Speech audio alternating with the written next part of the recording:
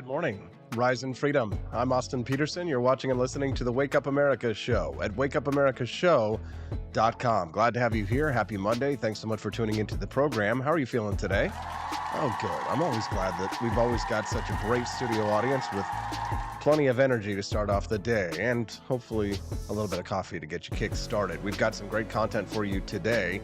Although the news is dire. Big banks collapsing. The second bank shuttered over the weekend, announced by the Federal Reserve. The second of potentially many. We're going to talk about that today. The Silicon Valley Bank was the first to announce that they would be unable to cover their depositors with rising interest rates and a lagging economy, with tech stocks not doing so hot in the last year. Silicon Valley Bank was unable to meet their obligations to their creditors. Is it any surprise to learn, and we'll talk about today, that these banks were all in on woke policies? Yeah. We'll talk about that here, as well as the second bank that was shuttered over the weekend. The Silicon Valley Bank was the first. The second was Signature Bank in New York. They were shuttered Sunday over similar systemic contagion fears. Yes, for the fear that what's happening with these big tech banks could spread out to the rest of the economy. Will there be a bailout? We'll talk about that in just a few minutes. Jeremy Cady will be joining us on the program today at 7:30 a.m. He's the head of Americans for Prosperity here in Missouri, and we'll get into the nitty-gritty details of what this could mean for our economy going forward. At 7:20 this morning, though, I can't wait to share with you my favorite story over the weekend, the Caucasians team jersey, which, if you missed it, I've been a bad little boy. Over at apforlibertyshop.com last week, I created an innocent little meme of a Native American man wearing a team jersey of his favorite team, which I made up, which is just simply the Caucasians meme. And a lot of people were jumping down my throat. They were saying, this is something that's been around for a long time. Well, I was actually the first person to put the iconic Chad meme on it and to label it Caucasians and to send the meme viral and to get everybody talking about it.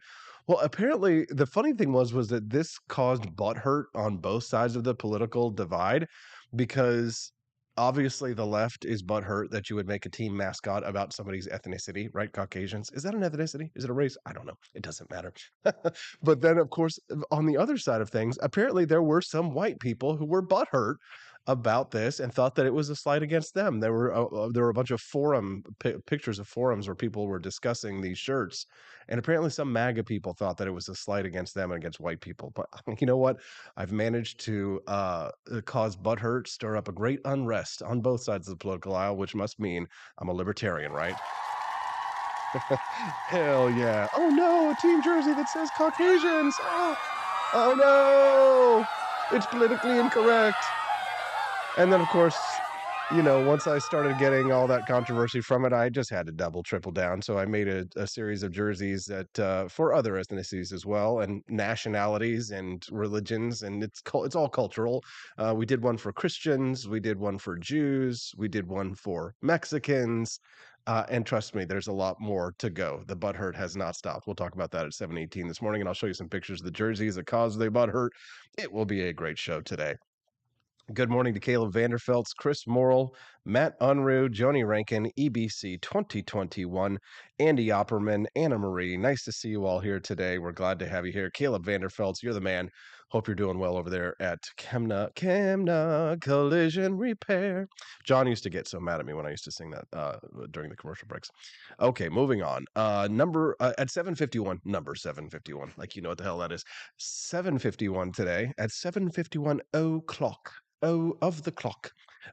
Words that make people question your credibility. I've got another great list for you today of words that you use that make people question your credibility. We're going to talk about that today. I've got that list for you, and see if you can spot which of these phrases I use probably too often in the show. So we'll talk about that today at 7:51. Gonna be hilarious. Good morning to Rare Camellia. She says the Christians version is hilarious and the Indians, LOL. Yes, I thought it was very funny too. I've got some, since you guys are watching the show and, you're in on all the nitty-gritty, it's not a big deal if I just drop the news to you. First one, actually, I've got 2 announcements for you today.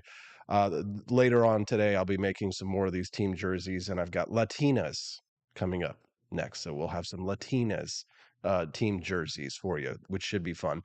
But also another big announcement for you all, which I think you would all be excited. I may have already told Camelia, but here's the good news. So you all know that I'm leaving on the 25th to go to Japan for 11 days. Yeah, it's a long time to be gone. And you know what's funny is that I've actually been getting a lot of messages from people who are like, "Well, what's gonna happen when you're gone? Blah blah blah blah blah." People are like, "Oh my god," it's like you think that when you work for yourself, oh, just take a vacation whenever you want. But no, when you work for yourself, you actually never stop working. But here's the good news. Major announcement, the show will go on. I will have a guest host, and can you guess who it's going to be? I'd love to have a guess. Guess who it's going to be? If you, I'm going to give you 10 seconds here. All right, who do you think it's going to be? I'm counting down from 10. Here we go. 10, 9, 8, 7, 6, 5, 4, 3, 2, 1. My brother Justin Peterson is taking over. Oh, yes.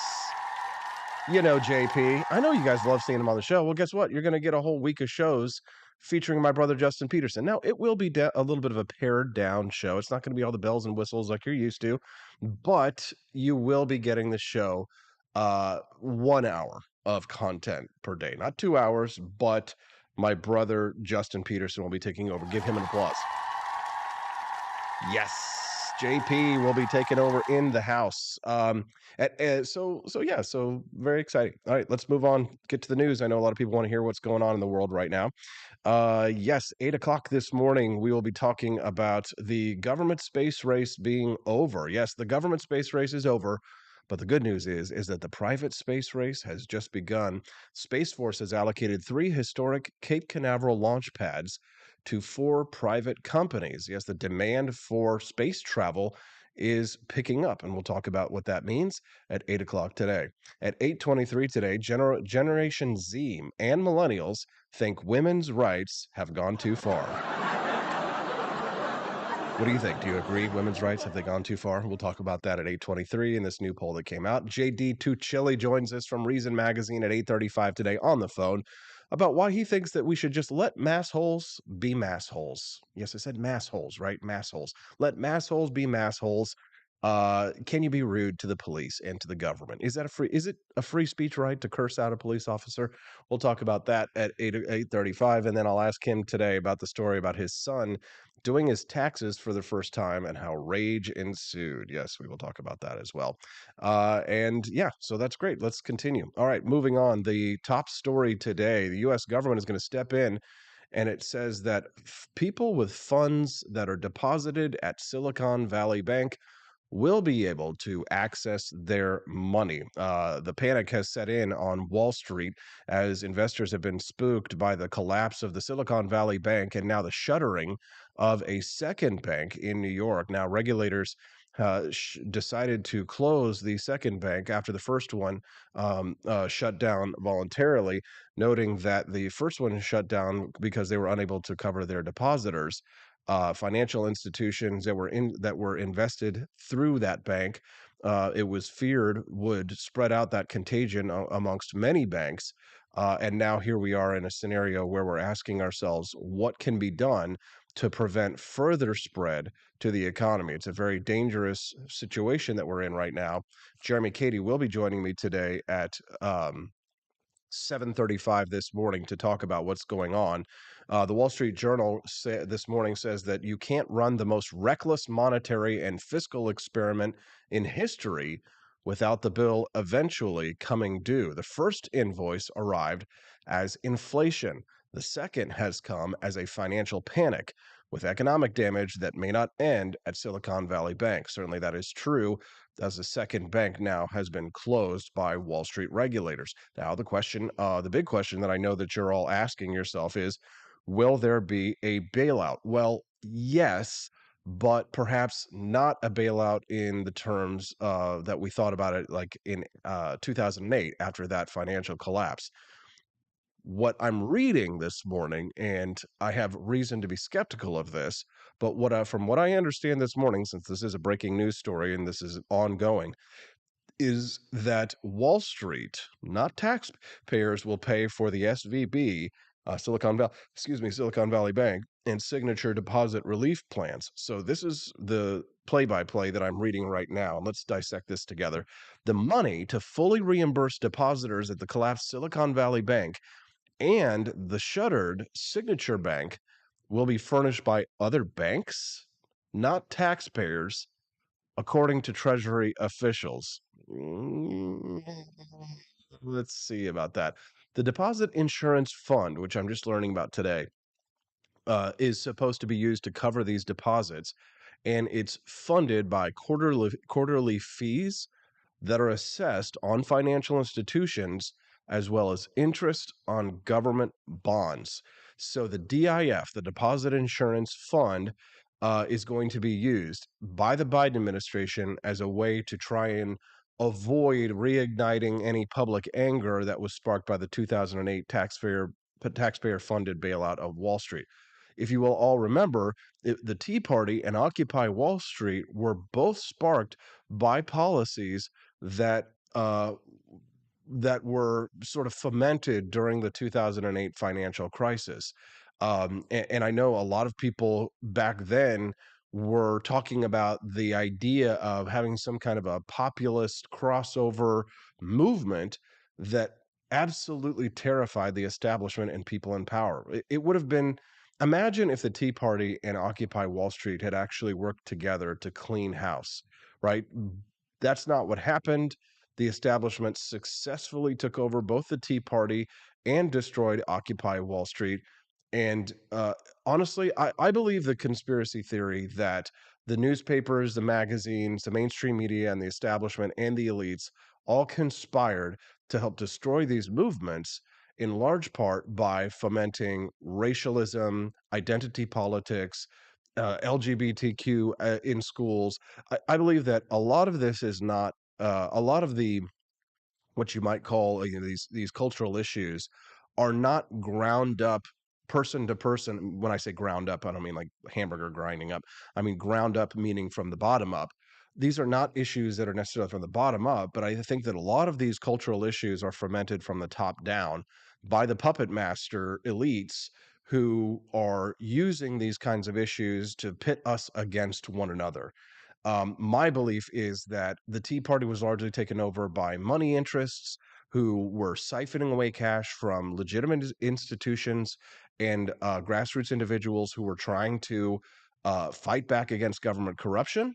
And I also believe that Occupy Wall Street was destroyed because they were terrified. Wall Street banks were terrified of a leftist populist movement and a right wing populist movement that might actually merge into a massive anti elite, anti institution group that, if they worked together, probably could have done a lot of good here in the United States. So, I saw a chart that was published once, and I don't know how true it is. I'm going from memory here, but there was an increase in newspapers in discussions and stories that focused on identity politics and focused on racialism, tribalism, and I believe that a lot of these institutions, which are, our mainstream media is very, very strictly controlled at the top by a very, very small amount of corporations that do a lot of times do very top down types of reporting. It's not to say that every news story that you read was written by one person and spread amongst the news agencies, but if you look at what AP is, the Associated Press, not the good AP, me, the bad AP, right? The Associated Press, I mean, that's essentially what a lot of that is, syndication, right? You'll get one story, it goes out amongst the news wires. And if you think that the Associated Press is unbiased, well, I've got a bridge to sell you. The Tuscumbia Bridge Company has stock here for a bridge that no longer exists in Bend, Missouri, right? If you'd like to text the show today, you can at 573 319 1586. That's 573 319 1586. If you'd like to text into the show today, we do love hearing from our listeners, and I do like to read those texts on air. If you don't want me to read your text on air, feel free to make sure that you tell me that when you're sending us in a text. Again, 573-319-1586, and I will read your text on air. Alternatively, if you'd like to have your text read on air, but you're like, hey, Austin's an awesome guy, I love the Wake Up America show, I want to support you, you can toss a couple of bucks in the tip jar through super chats over on YouTube to help sustain the show. I'll give you an update on how things are going a little bit later on. Of course, the AP for Liberty shop has been absolutely blowing up, and it's in part thanks to the controversial T-shirts that I make over there. But also, did you see my awesome neon machine gun running shortstop shirt? Come on, how about this? What do you think? It's nice, right? Imagine if I had a black light here, how awesome it would be, right? Go to a rave. It's actually really nice, really good quality as well, and a lot of people order these and are just starting to get them in the mail, so you can check that out over apforlibertyshop.com. All right, so let's continue on. Regulators shutting down the second bank. They're trying to contain the fallout from the Silicon Valley bank collapse in order to avoid what they call systemic risk, right? So one bank collapses, another bank collapses. What they're trying to avoid is a scenario something like 2008 or like the Great Depression, when there weren't enough was when there wasn't enough cash in the system to cover depositors. Of course, now we have the FDIC, but we're only talking about, with the FDIC, insurance being able to cover up to 250,000 deposits. That's not how much money these individual depositors have at these banks. They have millions, if not billions of dollars invested in these banks. So the question is, who's going to cover these deposits? Well, apparently this insurance scheme that was set up is going to be used to cover these depositors, and people who had money invested at Silicon Valley Bank and Signature will be able to withdraw their funds using this deposit insurance fund, which apparently has something like $100 billion in it. At least that's according to a Treasury official, which who knows if that's what you could believe them. They say that it's more than fully sufficient to cover SBVB and Signature depositors. But the problem is, what if more banks go down? What if three, four, five of these banks go down? Is $100 billion going to be enough? I don't know the answer to that question. And who knows if there is going to be any kind of transparency about this. Why did these banks collapse? Well, it's a mixture of many things. Some people are blaming inflation. Some people are blaming the collapse in tech stocks. I believe that the second bank that we're discussing here, this bank was heavily invested in cryptocurrency, or at least was exposed in large part to cryptocurrency, and now they have reaped the benefits or the rewards of that. While a lot of people have been harmed by the collapse of cryptocurrency, it's been something that a lot of people have lost money in over the last year. Other people are pointing to this as the reason why Silicon Valley may have collapsed. Home Depot founder went on Neil Cavuto over the weekend and said that he believes that it was due to the woke policies that Silicon Valley Bank engaged in. He says they're a woke company. He says, I feel bad for all these people who lost their money in this woke bank. He says, it was more distressing to hear that bank officials sold off their stock before this happened. Yeah, many people who were invested in this bank managed to sell their stock a week before the announcement that that bank was going to collapse, which of course is the kind of thing that the Justice Department tends to frown on, unless of course you're a woke company, in which case they probably don't go after you. He says that this is the Home Depot co-founder. He says that they're a woke company, so I guess that the Department of Justice won't go after them, and they'll probably get away with it. Talk about robber barons. Robber barons in high heels while sporting a banana hammock. While Silicon Valley Bank collapsed, top executives were pushing woke programs ahead of risk management. Silicon Valley Bank spent considerable time. Right, this is the head of their risk management. Okay, spent considerable time spearheading multiple woke LGBTQ plus programs, including a quote safe space for coming out stories. And this was all happening while the firm was hurtling towards collapse.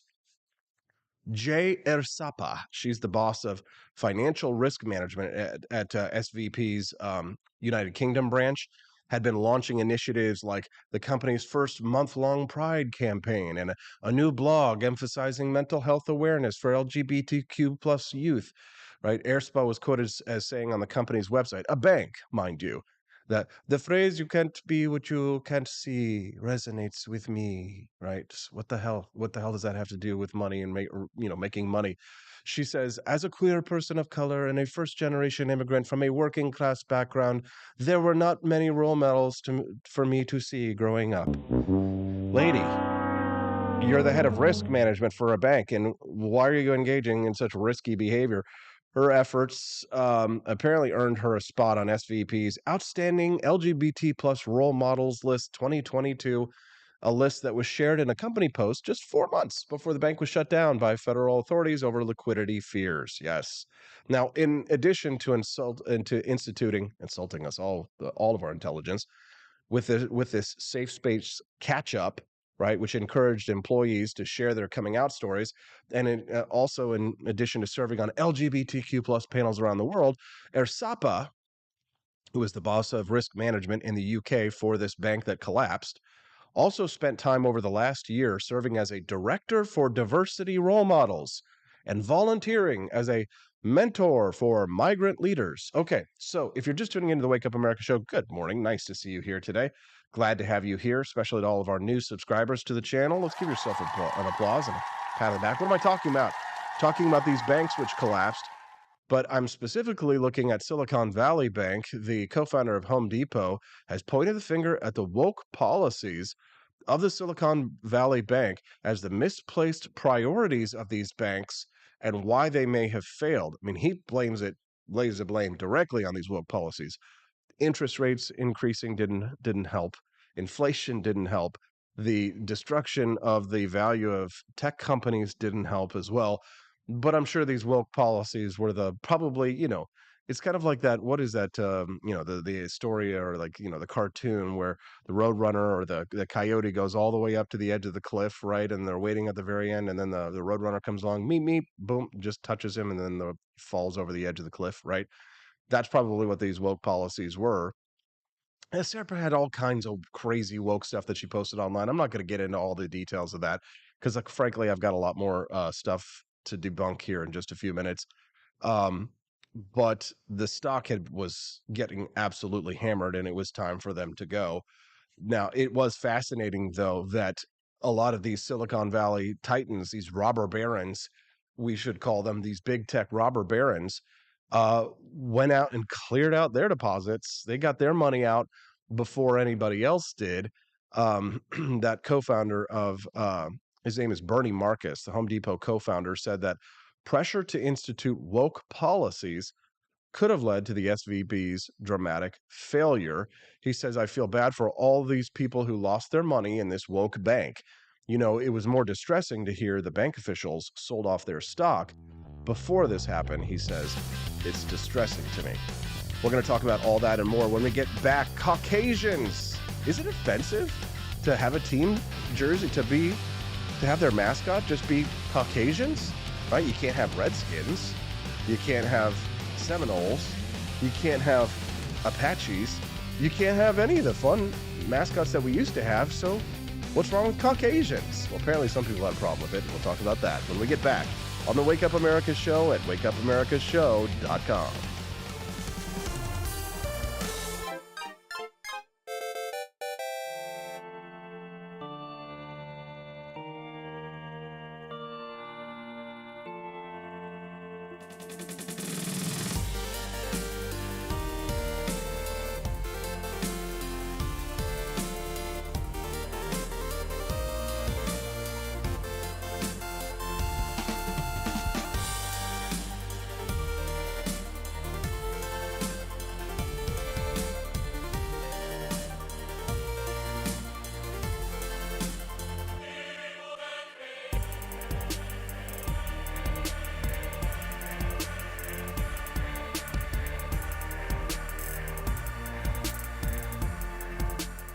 I like shooting things, but whenever I can't shoot something, I like to cut things. My life isn't all about shooting and stabbing and cutting, though. Sometimes I have to do actual work, but when I work, I still like to have fun.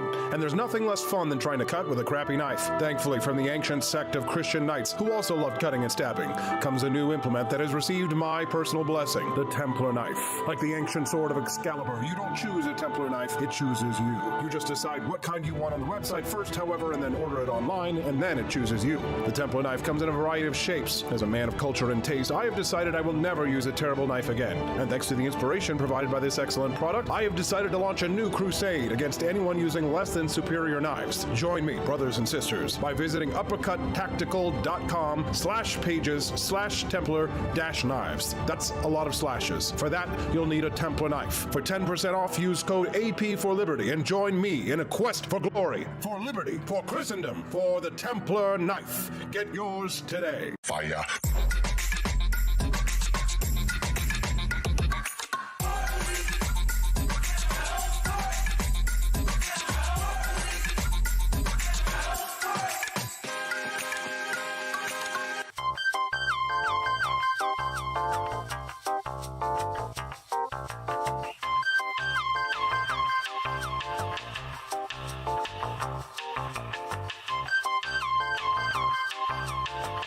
Hello, this is Barack Obama, and let me tell you why Austin Peterson stinks, and you should never pay attention to anything that he has to say. First of all, he's a libertarian, and we all know libertarians are idiots. They don't realize how important government is to everything that we do. I recently became aware that Austin has opened up a libertarian shop at apeforlibertyshop.com. Now, I'm asking you as a personal favor to me that you never ever visit apeforlibertyshop.com. With all of the great Liberty merchandise there, the last thing that we need to do is to get people spreading this message around the country, because then they might start thinking that they don't need government. And that's the last thing that good Democrats like us want. So if you love democracy, like me, and hate freedom, then don't visit AP for Liberty Shop. Like I said, whatever you do, do not visit aporlibertyshop.com. I'm Barack Obama, and I approve this message.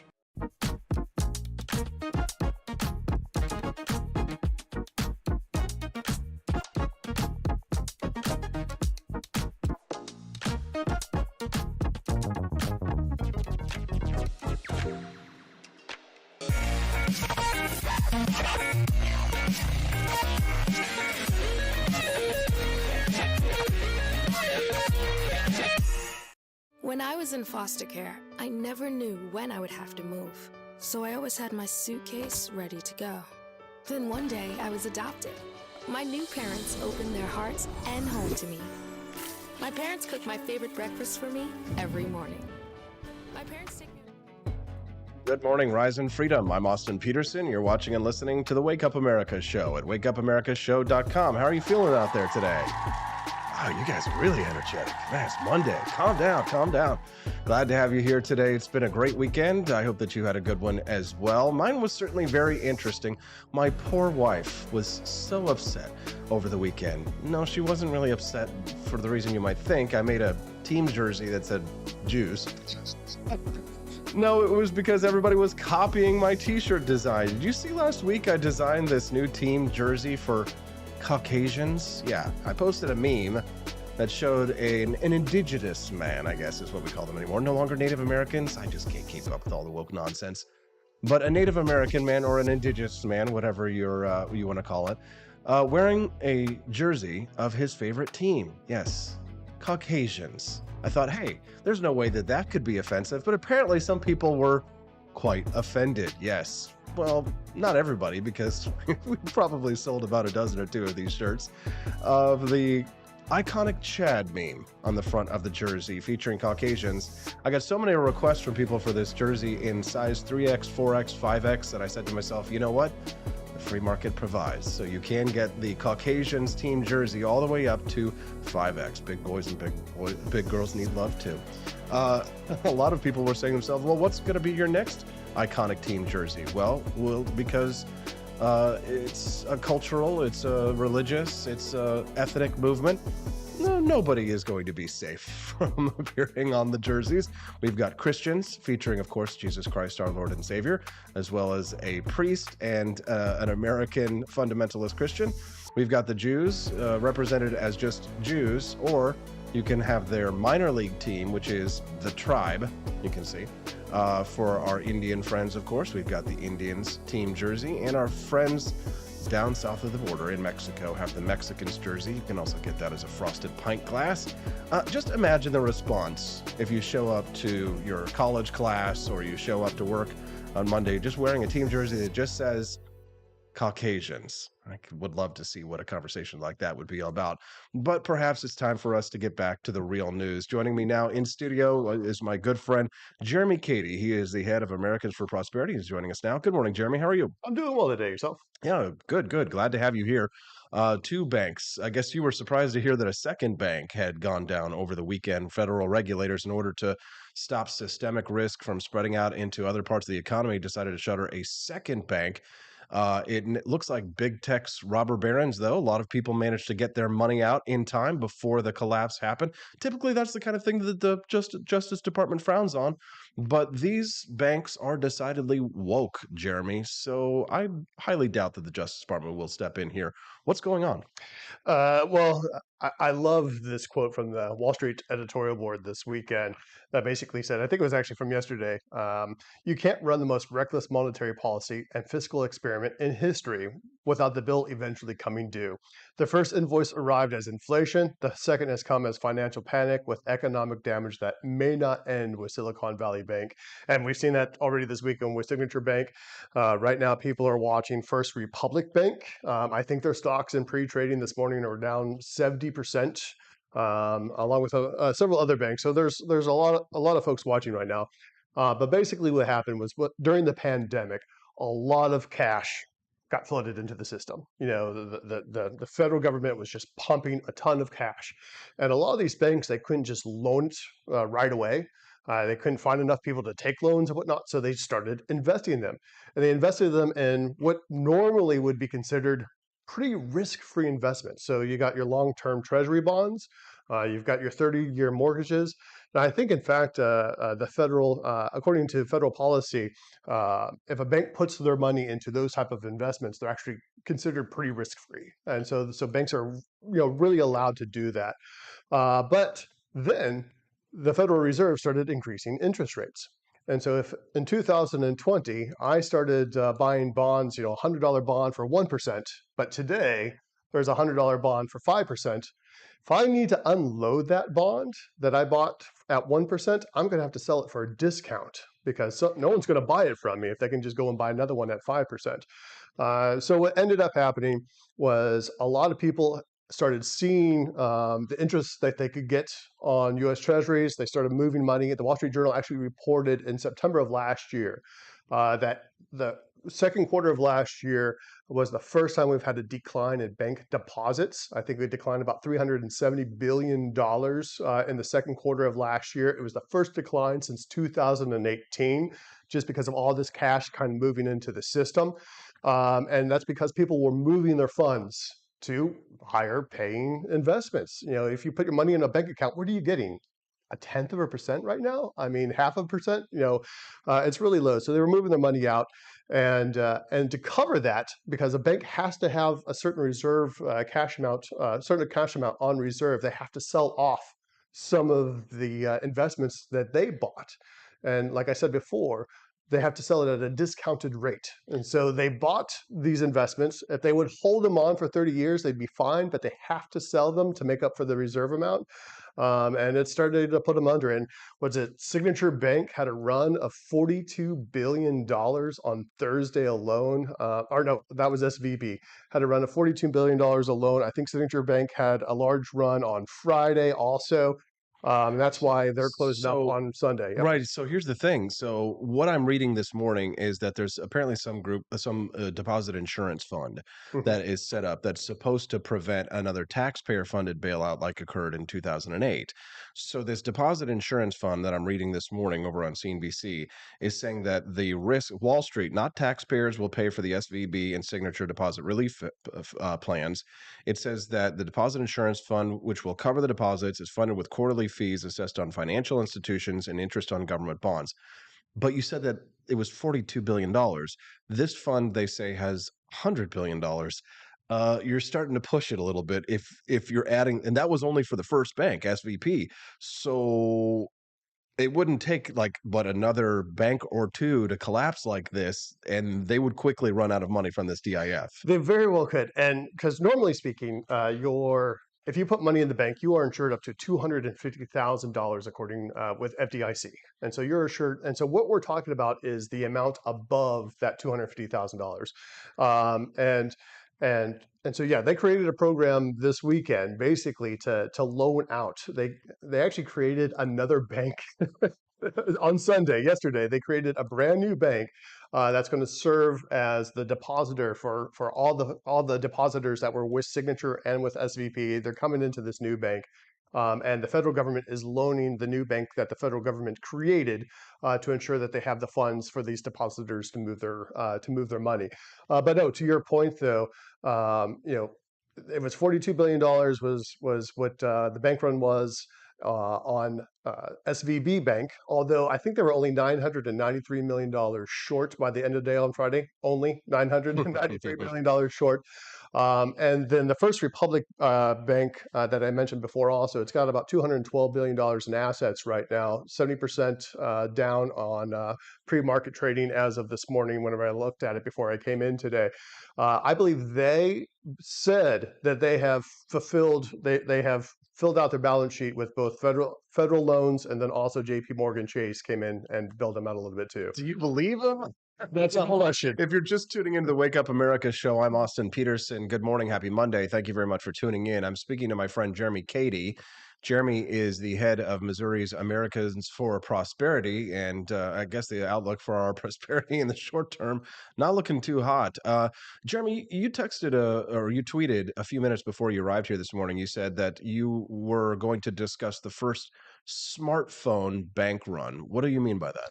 So, whenever all this news started coming out, especially with SVB, a lot of venture capitalists use it over in Silicon Valley.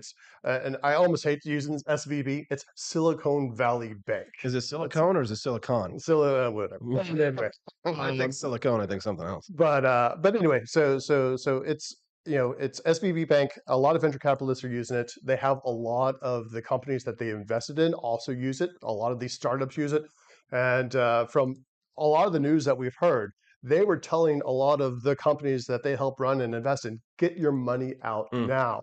And so instead of going down to the bank like you would do in the past and say, hey, give me my cash, Right. you just sit there, pick up your smartphone, and if you got another account somewhere else, and you're moving your money to another bank. Is illegal if they get? Isn't that like if somebody comes in and tells you that a bank is about to collapse, gives you that tip before it happens? Isn't that a crime? So what happened though was on Wednesday, SVB Bank actually had they had to do their regulatory filing. So the regulatory filing came out on Wednesday. So March 8th is whenever the regulatory filing came out.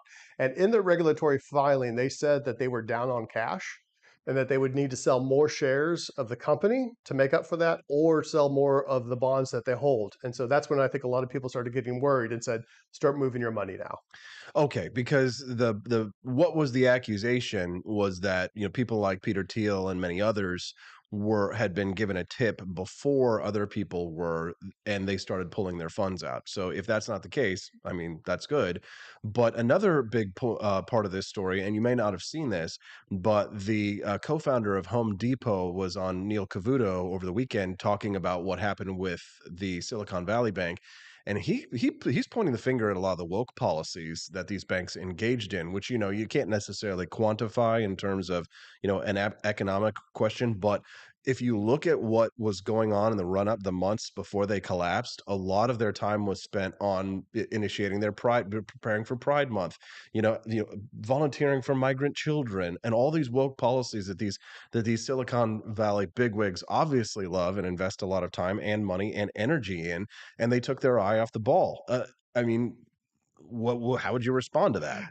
I'm not gonna lie. Mm. Whenever I first saw SVB in the news, the first thing that I did was look up their ESG score. Oh, really? Yes. Yeah. So Okay. Give us the 30-second description of what an ESG score is for those who might not know. basically, an ESG score is basically how kind of how woke is the company. Are they doing things to help the environment and help with diversity and a bunch of other different things? Environmental, Yeah. social, and governance Yep. policies. So basically, instituting wokeism through the corporate Yeah, scene. absolutely. And they were only medium, I think, on the scale whenever I looked at it. Still too much. It's a little bit too much still, but at the same time, though, no, to your point, though, their priority is making sure that they're keeping their investments risk free, that they're doing everything that they can to serve their clients, and they failed on that. And so, is it one of those things where their priorities were somewhere else, and they weren't doing what they needed to do to protect their clients?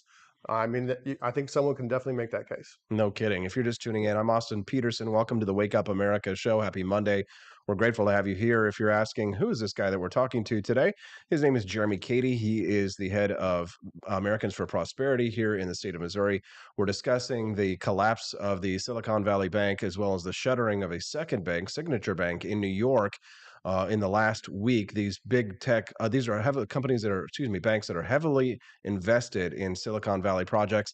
A lot of the exposure, I believe, from the Signature Bank was in cryptocurrency markets. You had brought up a situation that there was some kind of cryptocurrency that was supposed to be pegged to the dollar Yes. that went down as well. What is this? So, that was the USDC, and Circle is the entity that basically maintains the USDC. It's supposed to be a stable cryptocurrency. So for every one USDC, which is a crypto token, you basically have $1 of value.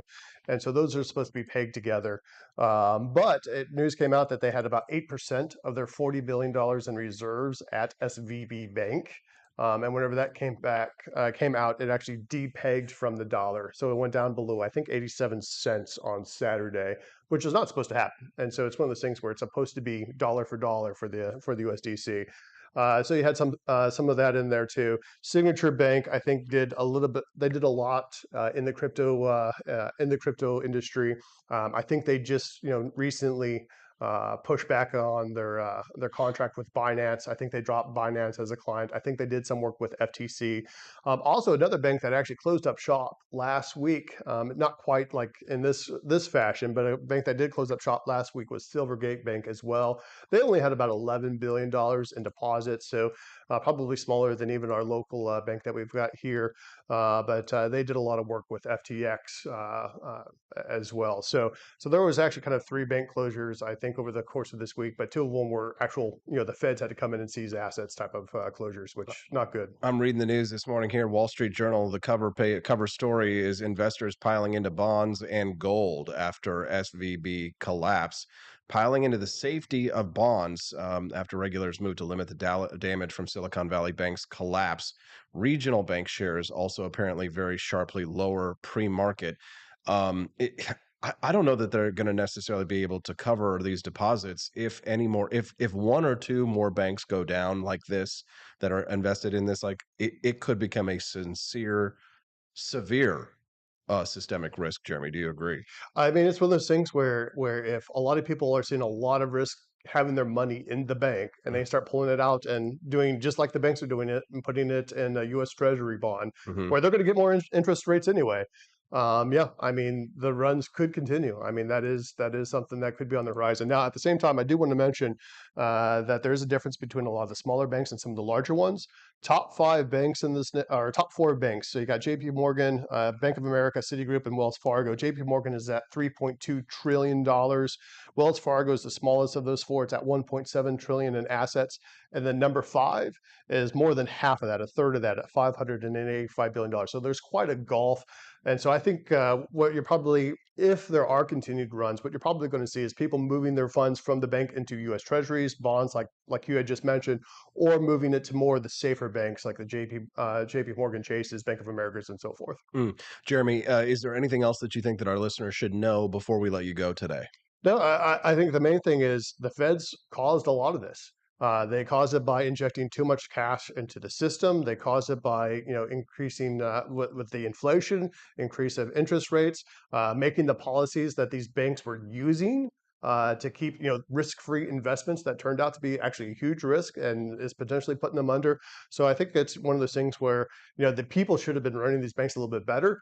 Absolutely, but at the same time, the Feds had a lot to do with this as well. Certainly they did. That's Jeremy Cady. He is the head of Americans for Prosperity here in the state of Missouri, and we are grateful for your time today. Thanks for coming on here today. Thank you for having me. Appreciate it. Thank you very much. This is probably a good opportunity for me to segue to talk about my friends over at Lear Capital, investing in gold and silver. Everybody's doing it today. You probably should have done it last week. The best time to invest in gold and silver was 10 years ago. The second best time to invest in gold and silver, today. And what are you really talking about here when you say invest in gold and silver? Are you going to get like some kind of huge profit? Well, honestly, you probably kind of hope not, because frankly, if you're getting some kind of a huge profit from gold and silver at the end, it's because we've had some kind of a major collapse.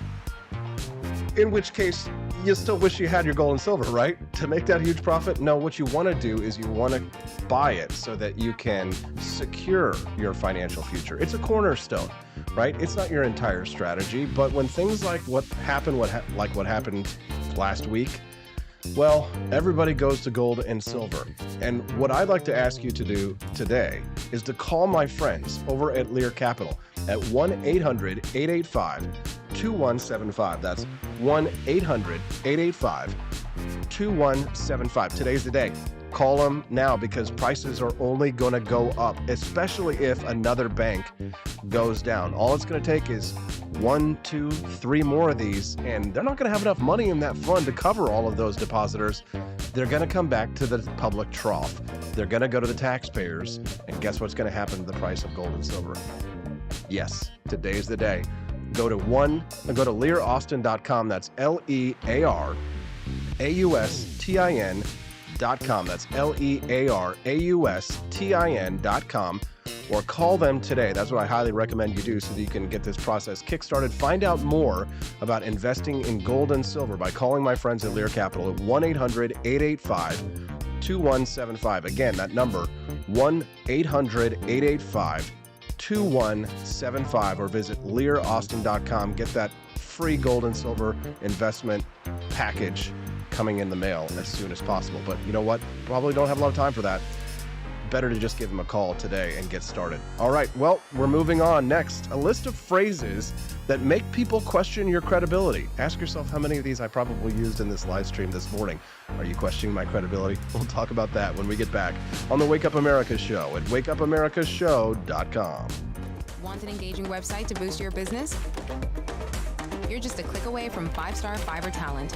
Hundreds of freelancer skills like web design. Head to Fiverr.com today and get something started.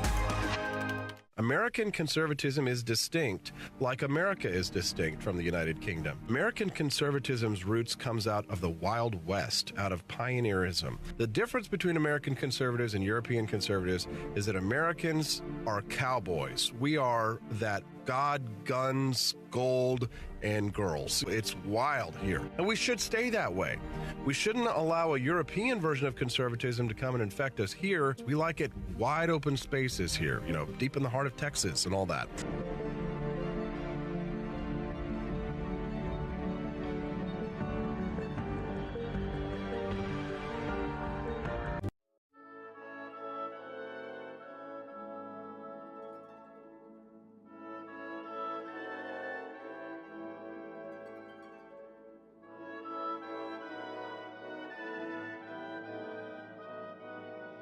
Hey there, it's your favorite Vice President Joe Biden. I wanted to talk to you today about the Wake Up America show, the best source for all your political news and commentary. But before I get started, let me just make sure I have all my notes in order. Okay, where was I? All right, the Wake Up America show. It's a great way to stay informed and make your voice heard. Boy, what was I saying again? Oh, right.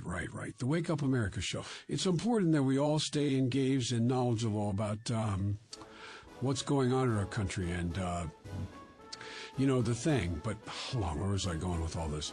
Oh, yeah. The Wake Up America show. It's a fantastic resource. And if you really want to make a difference, man, you can sign up to be a monthly donor at wakeupAmericaShow.com/support. Now, where was I? Oh, that's right, the Wake Up America show. So if you want to stay woke and support a great cause, head on over to wakeupAmericaShow.com/support and sign up to be a monthly donor today. And if you're feeling generous, you can even give a donation in my name. Thanks for listening, and keep on keeping on, America. Come on, man.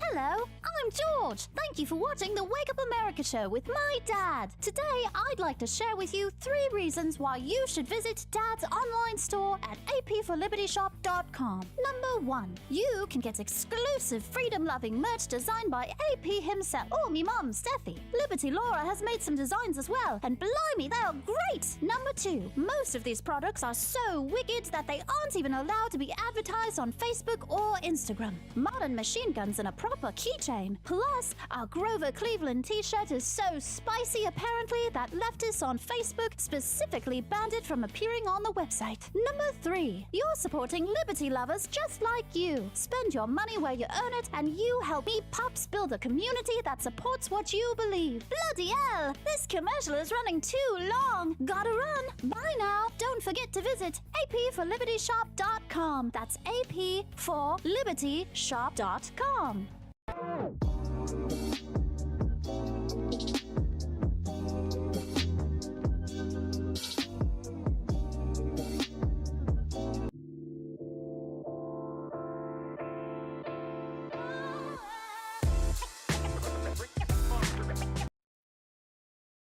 We're not going back. I don't care what the laws are. We're not going back. I think the women will rise up. That's the activist. That's Jane speaking, and she probably will get a Nobel Prize. But it's the truth. Very soon. It is the truth. We're not going to do it. Besides marching fight. and protesting, what else do you suggest? Well, it doesn't happen overnight. It's not a miraculous. What did you say? Murder. She's kidding. Wait a second. She's just kidding. Don't say that. That's you don't know. They'll pick up on that and just run with it. the worst. She's just kidding. Well, let me. Yeah, just kidding. Good morning. Happy Monday. I'm Austin Peterson. You're watching and listening to the Wake Up America show at wakeupAmericaShow.com. How are you feeling today? Hope you're doing well. Hope that you have invested in gold and silver by now, but if not, make sure you visit our friends at learaustin.com today.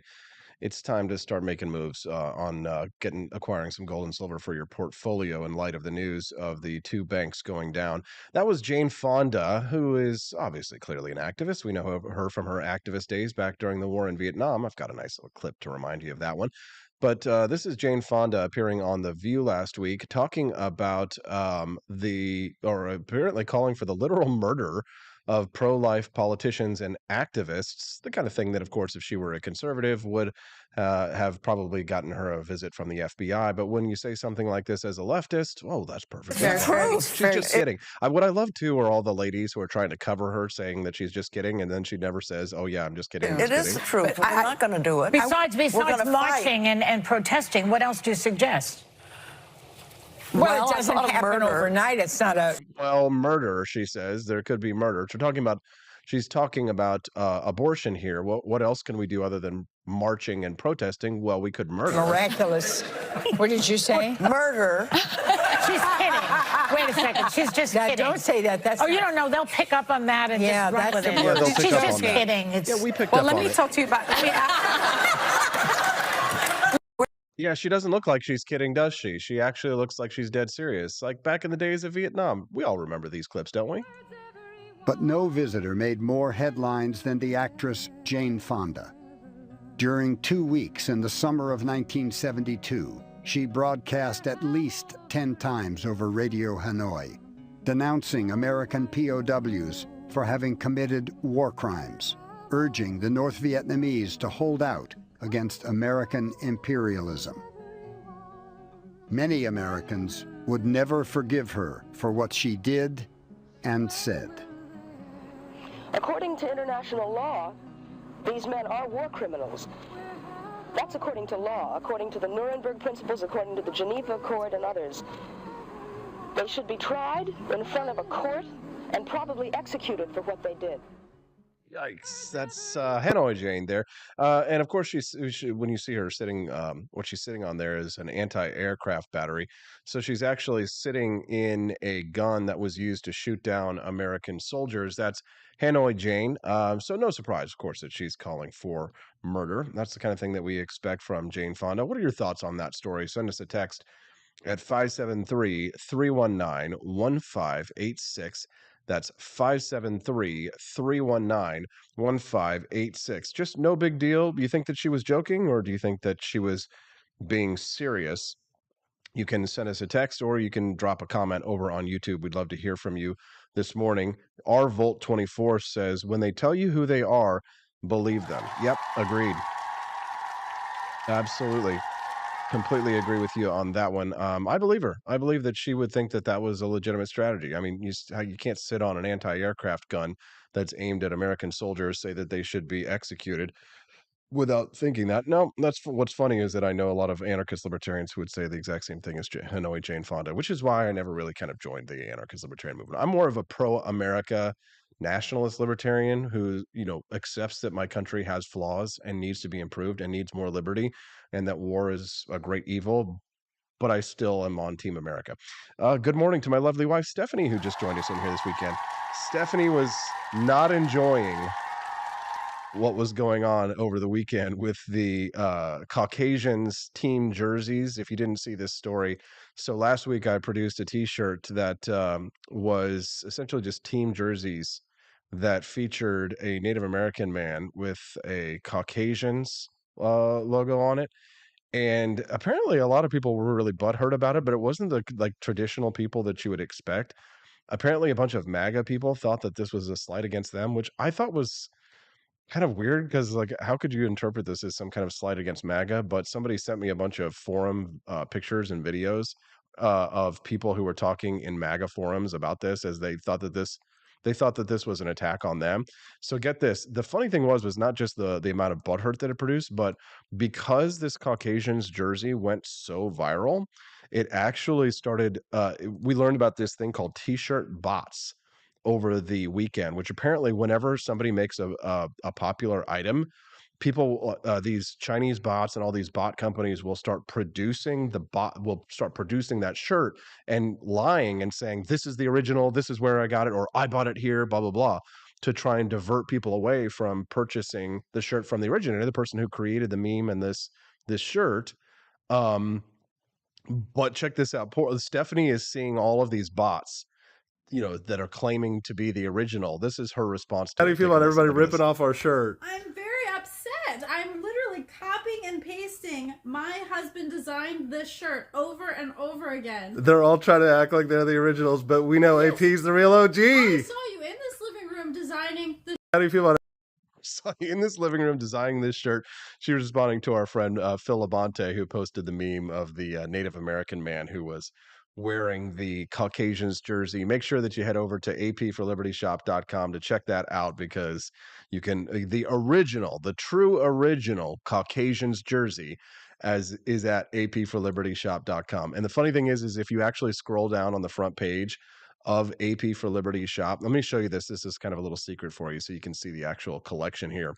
But check this out. So we're on apforlibertyshop.com. So not only did you get the Caucasians team merch, which is funny, but if you click view all on the front page underneath the Caucasians team merch, we've got Caucasians basketball jerseys, regular team shirts. We've also got transgender models who are modeling the shirt, which just, creates a little bit more butthurt. We've also got the tribe, Christians, Jews, Indians, Mexicans, which I'm actually really proud of, the ultimate team T of Chad Mexicans. So for our friends south of the border there, they also get to celebrate as well, their favorite team. But you can also get frosted pint glasses, Chad's first Caucasians baby beanie as well. You can get a team magnet and all that. And by the way, we're also very excited to announce free shipping in the United States here from AP for Liberty shop. That took a lot of work to get that done, to adjust everything to make sure that you could get free shipping. So there it is. Check out that Caucasians team jersey and enjoy there. Well, the one thing before I go, and I'm going to go to a commercial break here in just a second. The one thing that disappointed me was not the China bots that went out there and copied our t-shirt design. It was actually the libertarians who went out there, who also run Liberty merchandise shops, who went out there, and I'm specifically calling out Justin O'Donnell. I'm not saying that he infringed on copyright. I'm not saying that what he did was wrong. You want to make some money, make that money. It's fine. I'm not an anti-capitalist.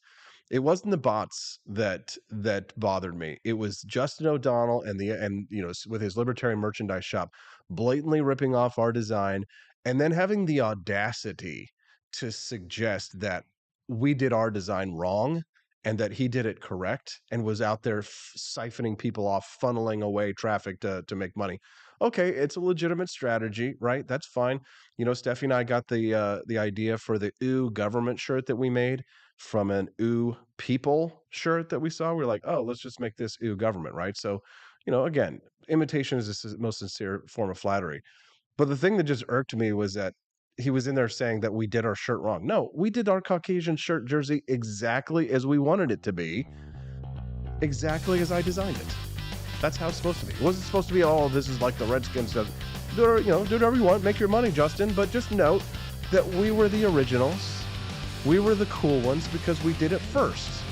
You came along and copied our strategy because, you're just a copycat, and that's fine. Go out there, make your own money.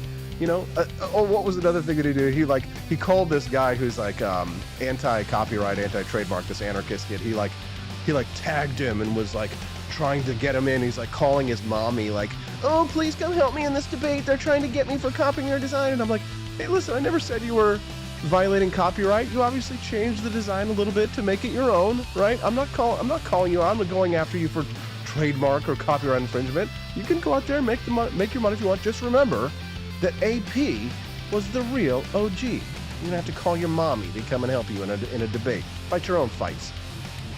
Weenie boy. We'll be back with more on the Wake Up America show at wakeupAmericaShow.com. Good morning to the Cantina crew. This is Elon Musk, the CEO of Twitter. And I just want to say thank you for watching the Wake Up America show. I've decided that Austin Peterson will be the new CEO of Twitter.com, effective immediately. First thing to do, though, is I've got to go and blast off into space.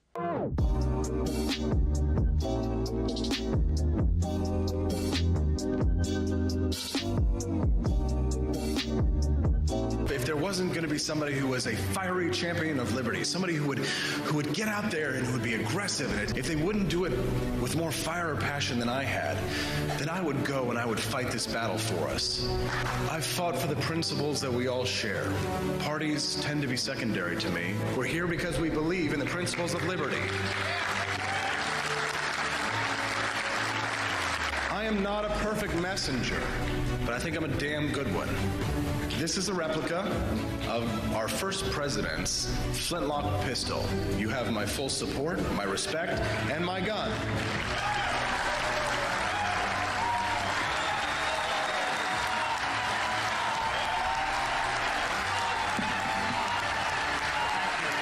I think that at the heart of my philosophy is much more libertarianism than well, that's the fashionable word these days, I guess. A conservative is no longer just that. He's a libertarian and always has been.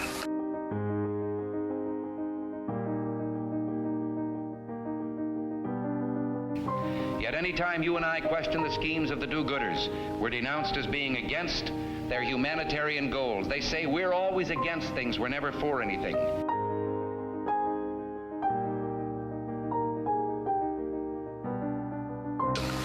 What is fascism? Fascism is private ownership, private enterprise, but total government control and regulation.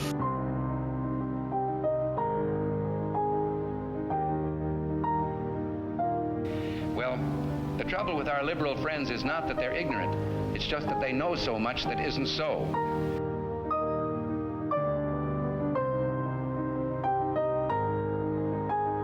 If we lose freedom here, there's no place to escape to. This is the last stand on earth.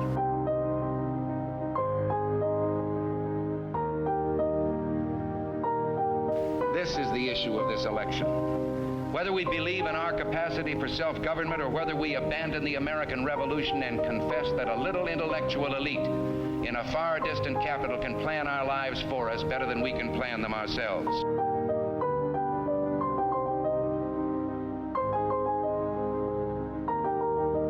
The conservative, so-called, is the one that says less government, get off my back, get out of my pocket, and let me have more control of my own destiny.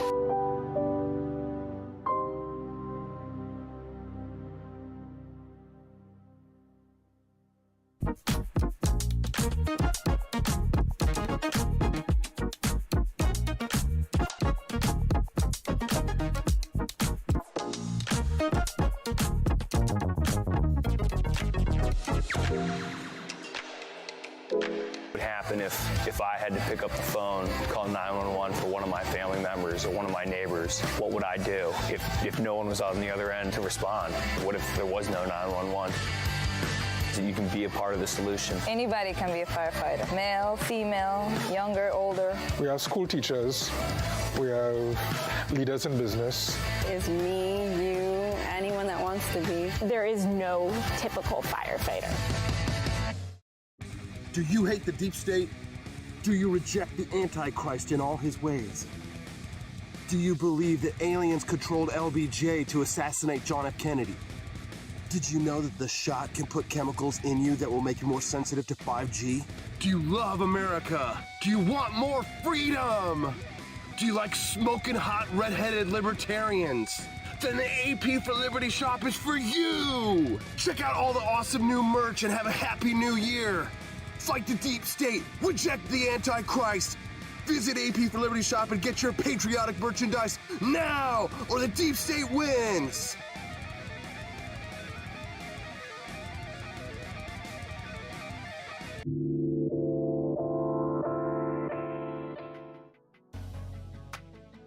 Good morning, Rise and Freedom. I'm Austin Peterson. You're watching and listening to the Wake Up America show at wakeupAmericaShow.com. Nice to see you all here today. Glad you're all feeling well today. Glad to have you here. Quest Fanning joining us today. Elizabeth Fanning Press, R. Volt 24, Camellia Peterson. Nice to see you all. Chris Morrill, Andy Opperman, Buddy Mansour, Joe Spinella. Welcome to the Wake Up America show. Happy Monday. All right, what's happening here? Okay, so I am a public speaking expert, but that doesn't mean that I don't make mistakes from time to time. And honestly, I feel better about my speaking as I go, as I grow and learn how to speak properly. I'm learning new things. I'm adding to my repertoire. And here I'm going to read this list to you about 11 phrases that make people question your credibility, says public speaking expert. It's got a nice little list here. I'll get to that in just a moment. I see Elizabeth Press was asking about our Caucasians jersey and copyright in the question. And she asked if I'd spoken to a lawyer about it. Yes, I have. And I've done all my research on the question of copyright. And there is this thing in the United States called implicit copyright, which, of course, if you create a new work of art, then you automatically have copyright to it. If you write a script, for example, you have automatic copyright to it. Now, trademark is something that you actually have to apply for.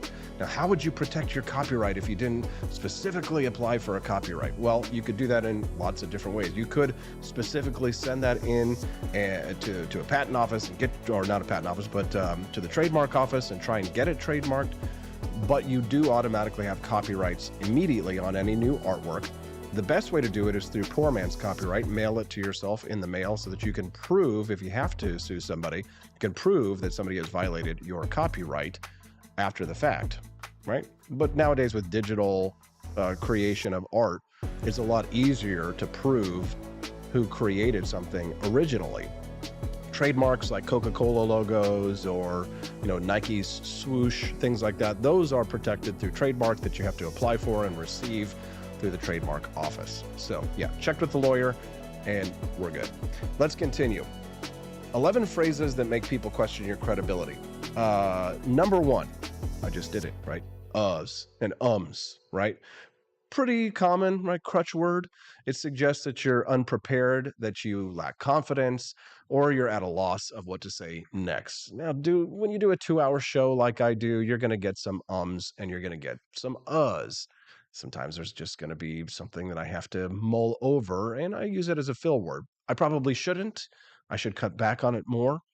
But when you use things like that in public, specifically in public speaking, that crutch word makes people think that you're not confident and perhaps you don't really know what you're talking about. So we're talking about things or phrases that make people question your credibility.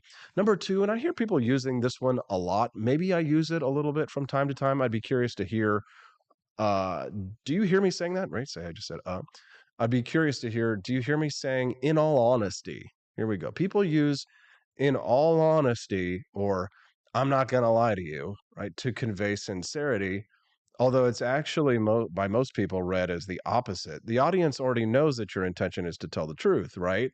Reiterating that, is only going to make them question why you're trying to reassure them of your honesty.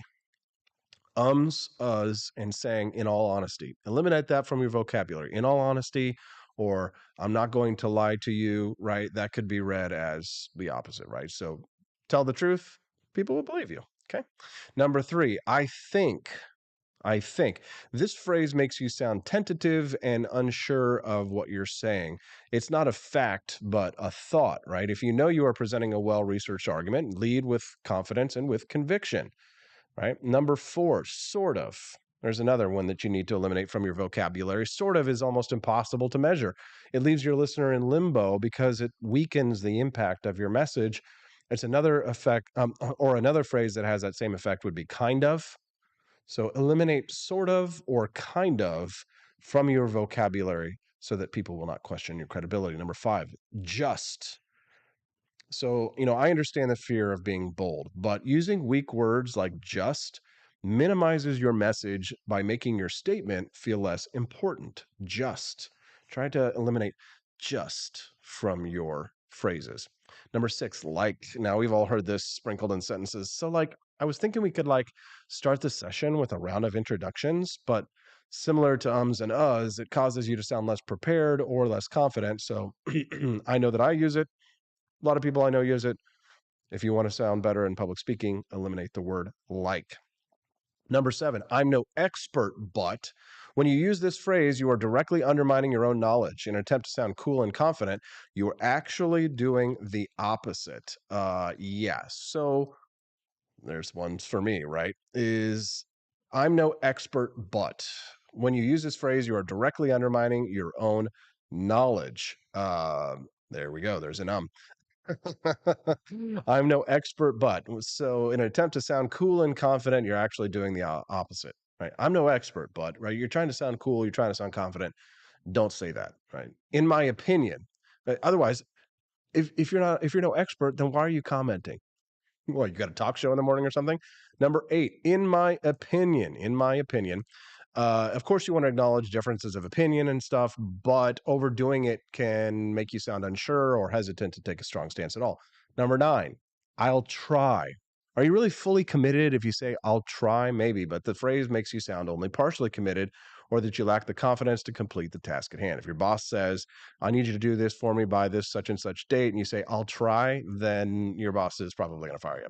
Number 10, I'm sorry, but when you overuse apologetic phrases, you come across as weak or overly subservient. And if you're going to make an apology, do it with conviction. Don't qualify it with insincere filler words like but. And number 11, I actually say this one a lot when I'm explaining things to people. I probably need to stop doing this. Did that make sense? Right? So after you've explained something, but maybe you feel like you didn't do a good job of it, a better phrase would be, I hope that made sense. Give people like 15 to 30 seconds to digest what you're saying, then ask if they have questions. Did that make sense? No.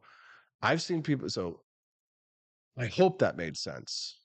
That's much better than did that make sense, right? Give people some time to think about what you're saying. I'm going to go to a quick commercial break. I got to get ready for JD Tuccille from Reason Magazine, who's going to be joining us here in just a few minutes to talk about the insanity of paying taxes. We'll be back on the Wake Up America Show at wakeupAmericaShow.com. Donald Trump and I approve this message. Believe me, Austin Peterson is the best. He's got the greatest Wake Up America show I've ever seen.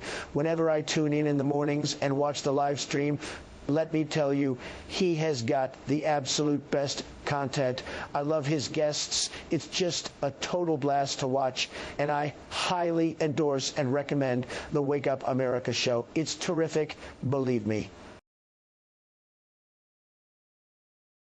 Step right up, ladies and gents, to learn about the coolest president yet. He's not just any old prez, he's Calvin Coolidge, and boy oh boy is he different from the rest. He was quiet as a mouse, but don't you underestimate his power. He knew how to handle money, and he didn't waste an hour. He cut taxes, lowered debt, and balanced the budget with ease. No wonder the roaring 20s brought such prosperity and peace. But don't take my word for it. Grab a copy of Calvin the Coolest President and see for yourself. It's a children's book that'll make you smile and help your little ones learn about wealth. You can find it on Amazon Kindle or get your hands on a paperback at apforlibertyshop.com. So come on down and get yourself a copy of the book that's making waves all around town. You won't regret it, so get ready to be floored because Calvin Coolidge, well, folks, he really scored.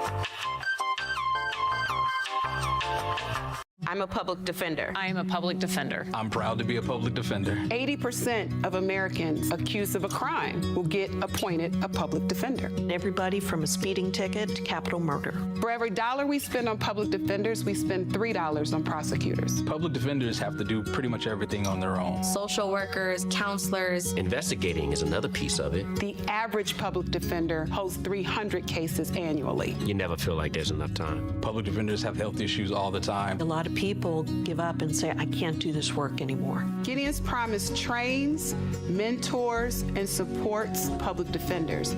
There are a lot of people who say that they would not still be public defenders, but for Gideon's Promise. It's fueled me to continue on in this fight. Gideon's Promise has changed the face of public defense. People see us as troublemakers.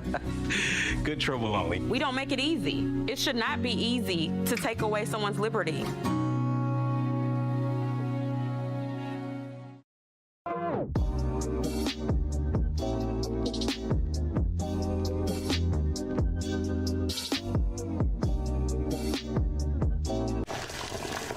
Ever hear the one about the frog?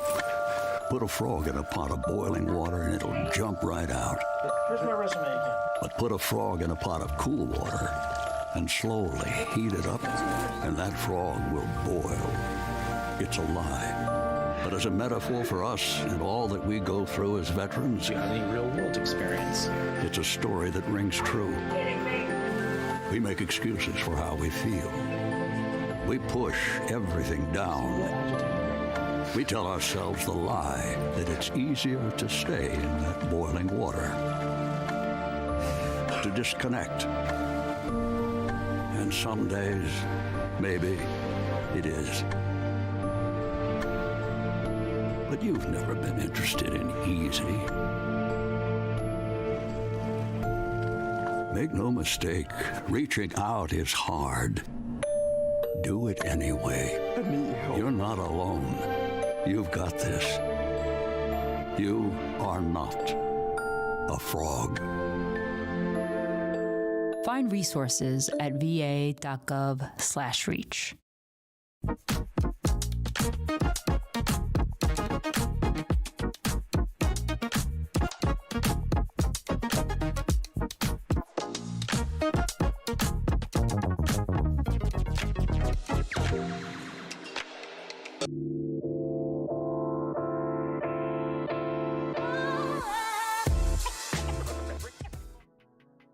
Good morning, Rise and Freedom. I'm Austin Peterson. You're watching and listening to the Wake Up America Show at wakeupAmericaShow.com. How are you feeling today? Nice to see you here with us. Glad to have you watching the Wake Up America Show. We're streaming live on Rumble, Twitch, Twitter, YouTube, and Facebook. Hope that you're enjoying us. Of course, you can remember that the wakeupAmericaShow.com website is always up, and we do stream live there as well. If ever we are taken down on any of these social media platforms, you can always watch us over on the show page at wakeupAmericaShow.com. All right, before JD Tuccille joins us here in about 10 minutes to talk about the insanity of paying taxes, Generation Z and millennials apparently think that women's rights have gone too far, according to a new survey. Hilarious. A surprising number of people in younger generations believe that women's rights have gone too far, with a new survey revealing that gender equality progress could be at risk of stalling. Yeah, well, we do hope, ladies, that one day we will achieve equality, but for now, we all understand that for most of you ladies, equality would be a step down. New research that's been conducted by the Global Institute for Women's Leadership at King's College London, which you can imagine, of course, is completely impartial and totally unbiased, found that over half of people in younger generations believe the push for equality is now negatively impacting men, and that they are being expected to do too much to support progress. Gentlemen, I salute you. The feminist progressives out there right now are like, God! No, God, please, no, no. They're not happy. They don't love it. They're not loving it right now. Because apparently men feel like a lot of men feel like they are being asked. People in younger generations believe that men are being asked to do too much to support progress. The left is freaking out about it. They're like, and I have to say, it's quite hilarious. But I got to say, good for you, young people. Yeah. According to the results, 52% of Gen Z and 53% of millennials agree that, quote, we have gone so far in promoting women's equality that we are discriminating against men. I love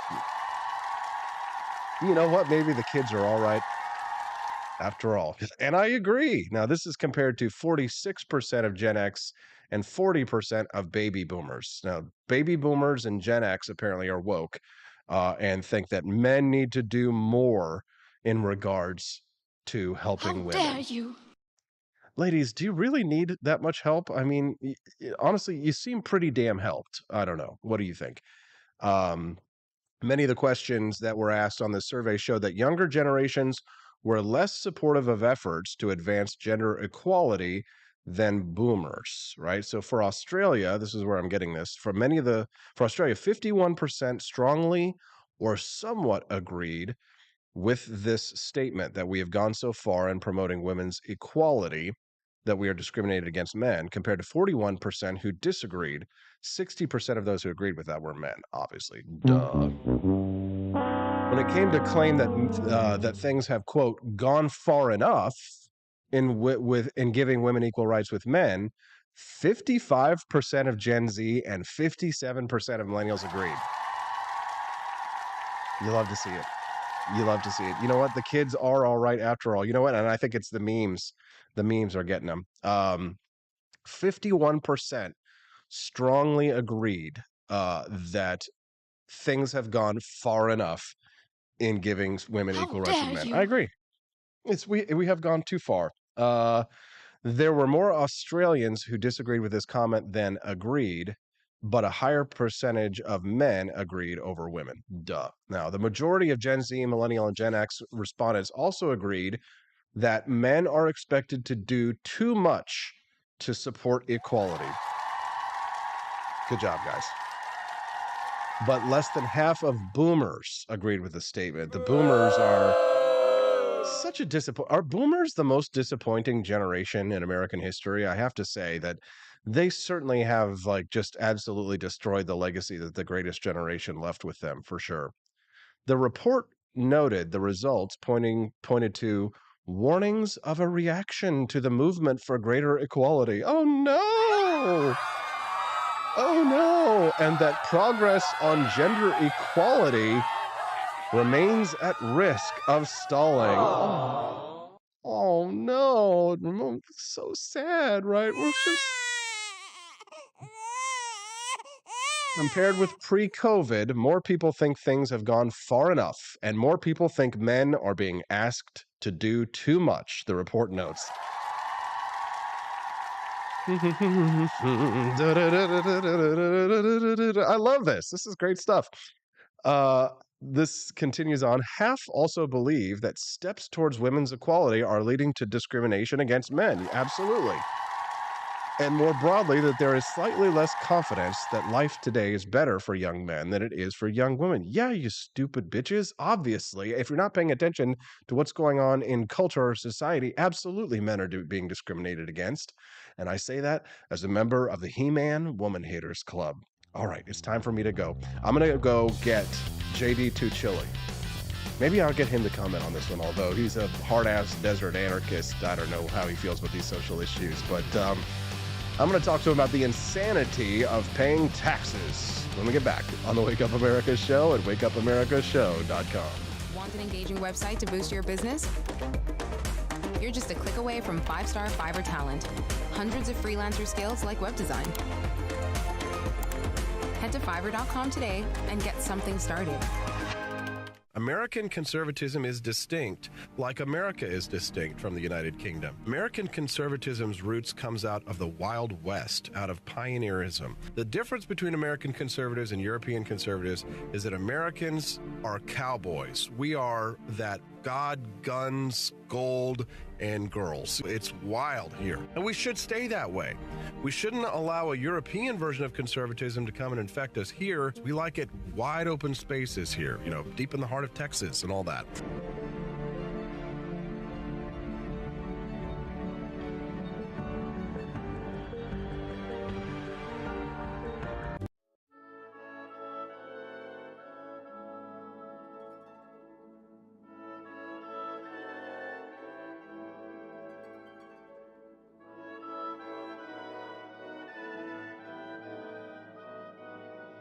Hey there, it's your favorite Vice President Joe Biden. I wanted to talk to you today about the Wake Up America show, the best source for all your political news and commentary.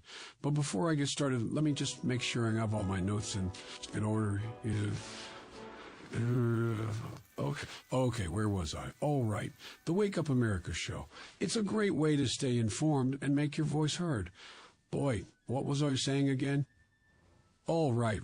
The Wake Up America show. It's important that we all stay engaged and knowledgeable about what's going on in our country and, the thing. But hold on, where was I going with all this? Oh, yeah. The Wake Up America show. It's a fantastic resource. And if you really want to make a difference, man, you can sign up to be a monthly donor at wakeupamericashow.com/support. Now, where was I?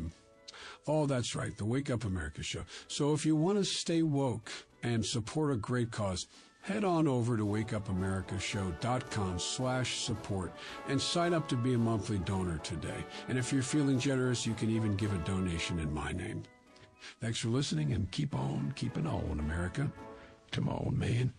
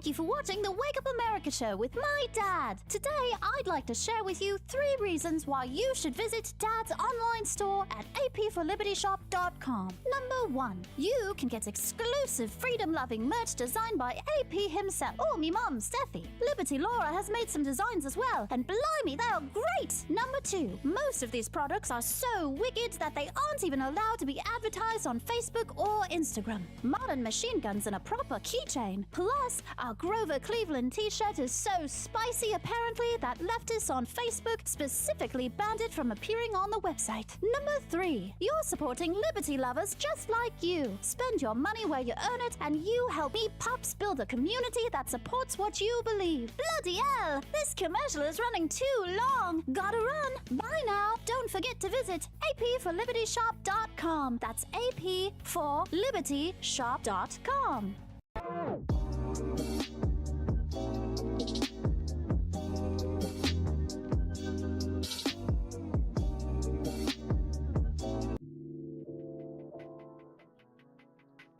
Good morning, Rise and Freedom. I'm Austin Peterson. You're watching and listening to the Wake Up America show at wakeupamericashow.com.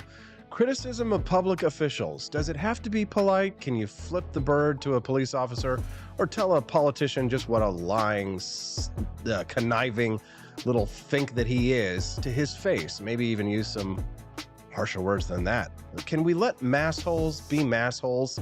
Joining us now to discuss that, as well as the outrage of having to pay taxes to this thieving, conniving government, is J.D. Tuccille. He's a desert anarchist and a writer at Reason Magazine. He's joining us on the line right now. Good morning, J.D. Thank you for joining us today.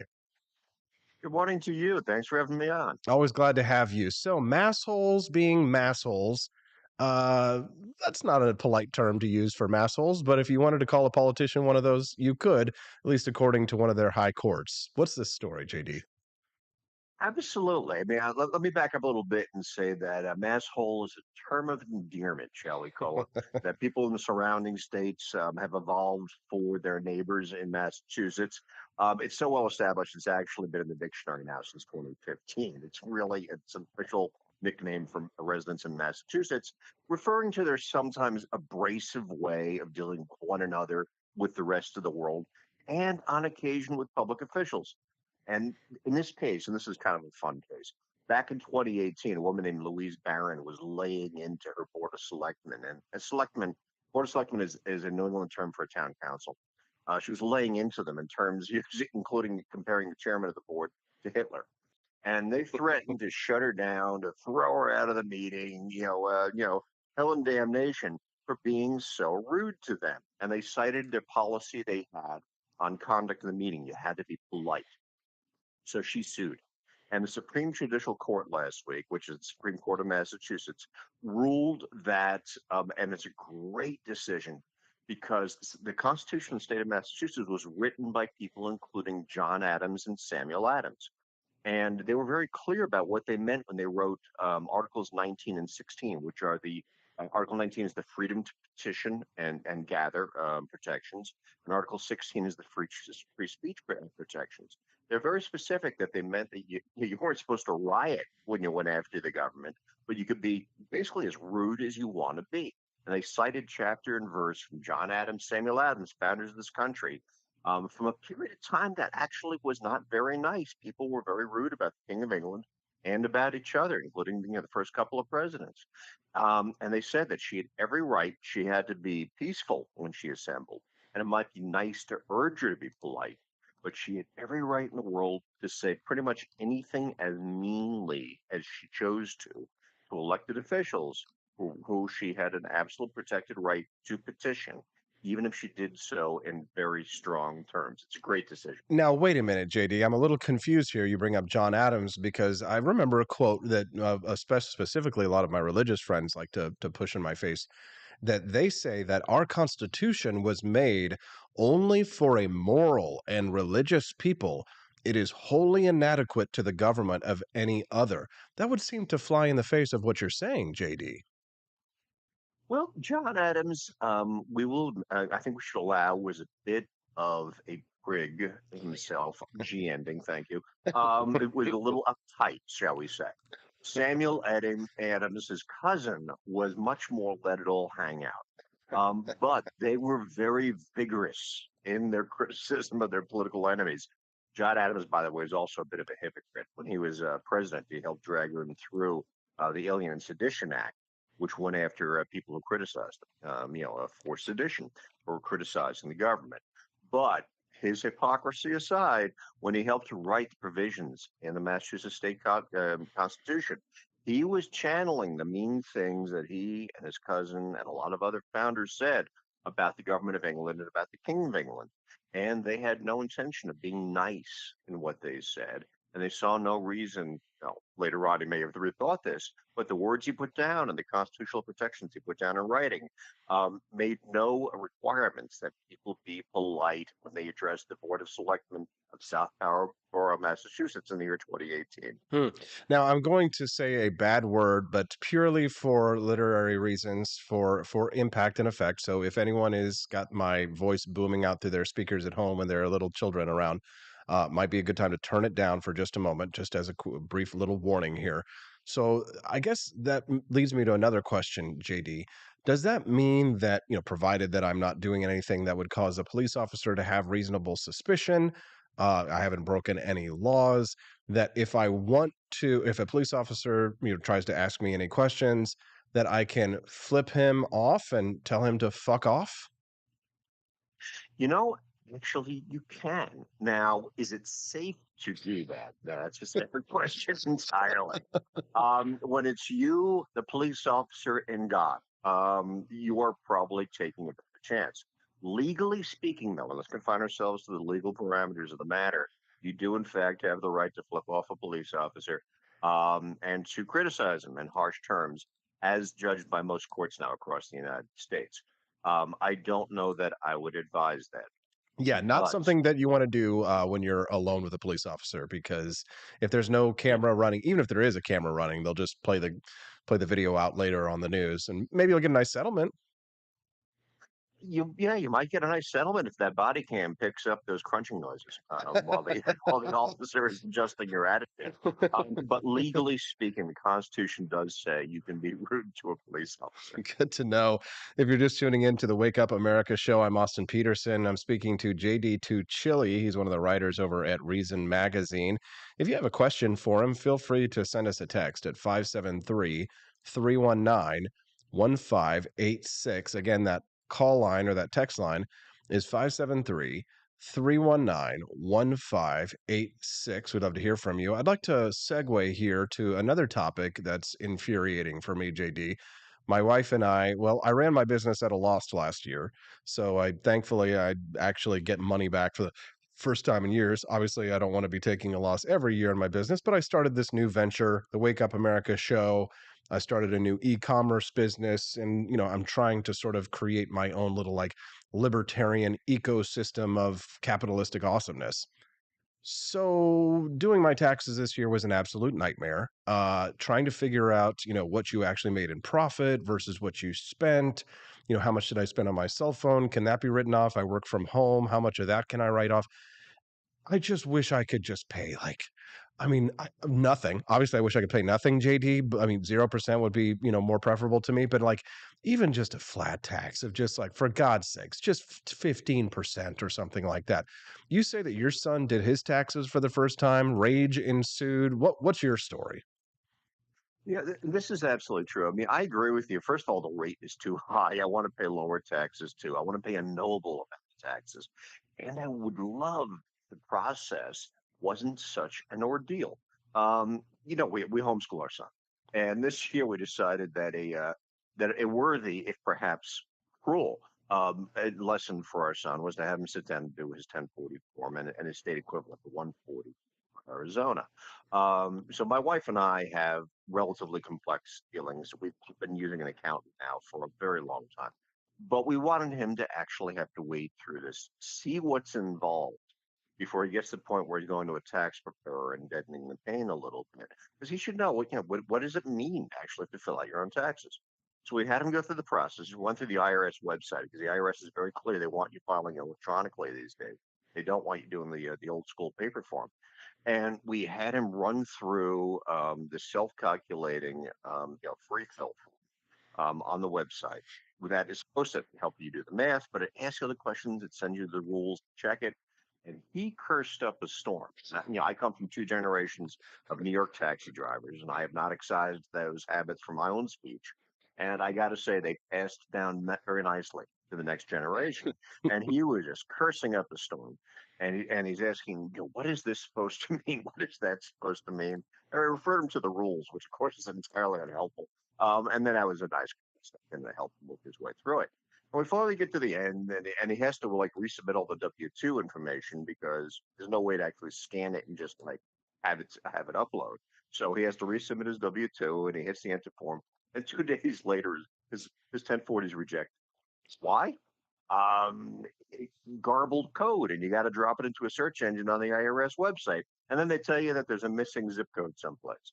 Looked like it was for his employer. Now, I could have sworn he put that in, but he tried it again. And 2 days later, he gets another rejection. And this time, it's because you checked the wrong box, except that we printed it out before we sent it. You checked the right box. And that's when we went and we found a paper form over at the library. He just copied the information off and mailed it in. We had a somewhat easier situation with Arizona, which has a online PDF, calculate your own. Once we figured out that you're supposed to use the Adobe standalone software and not your browser, we got that done and nailed in. By this point, of course, my son has had it. He's just done. But it was a good lesson for him. It's relatively low risk. His part-time income from a job at the supermarket. He's due refunds back, which he might see sometime around the time the dollar is transitioned over to a new currency because he sent in a paper form. So that's going to take. But it was really a worthwhile lesson. And now when he goes to a tax preparer, in years to come, he will know why he's going to that tax preparer and what he's sparing himself. This is a great story. If you're just tuning into the Wake Up America show, I'm Austin Peterson. I'm speaking to JD Tuccille. He's a writer over at Reason Magazine about the nightmare scenario he had to go through or his son had to go through to pay taxes in this country. Yeah, certainly. I'm working on getting myself an accountant this year as well, because if you're like me and like yourself, JD, and you've got multiple sources of revenue or income, it's just I don't understand it. I'm actually, every year, I'm always terrified that I've done something wrong. And I think most Americans are. It's one of the only things where you really do have to self-incriminate, which was supposed to be unconstitutional, but which the income tax was made constitutional through the passage of the many states. But I guess, JD, one of the things that, I'd like you to share with our audience, and I do love to get into the big brain stuff for my audience here on this show, even though I kind of consider myself Liberty Light. I like to consider myself and this show sort of the onboarding process for libertarianism, which means that sometimes we talk about political gossip or just silly news or the Oscars or, polls or surveys. But then every once in a while, I like to smack people up on the upside the head with some, deep philosophical talk. So, JD, if you would indulge us this morning, you call yourself a hard-ass desert anarchist. An anarchist is someone who's, archon means leader, right? And anarchist means no leaders, essentially. So I would assume that means that you believe that there should be no mandatory government taxation at all. Can you make the case for that in the next few minutes? I'll give you the floor. Absolutely. I would say that on net, not that government does no good. I mean, it helps to, say, keep the peace at its best. It helps to, defend us from foreign invaders at its best.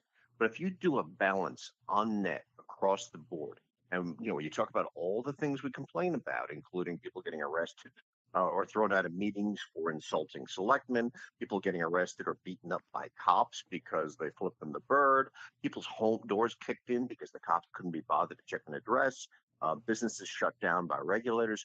On net, government does more harm than good. Now, would I sweep it away in a bloody revolution? Absolutely not. Revolutions, we were so lucky with our own. Revolutions usually end up badly.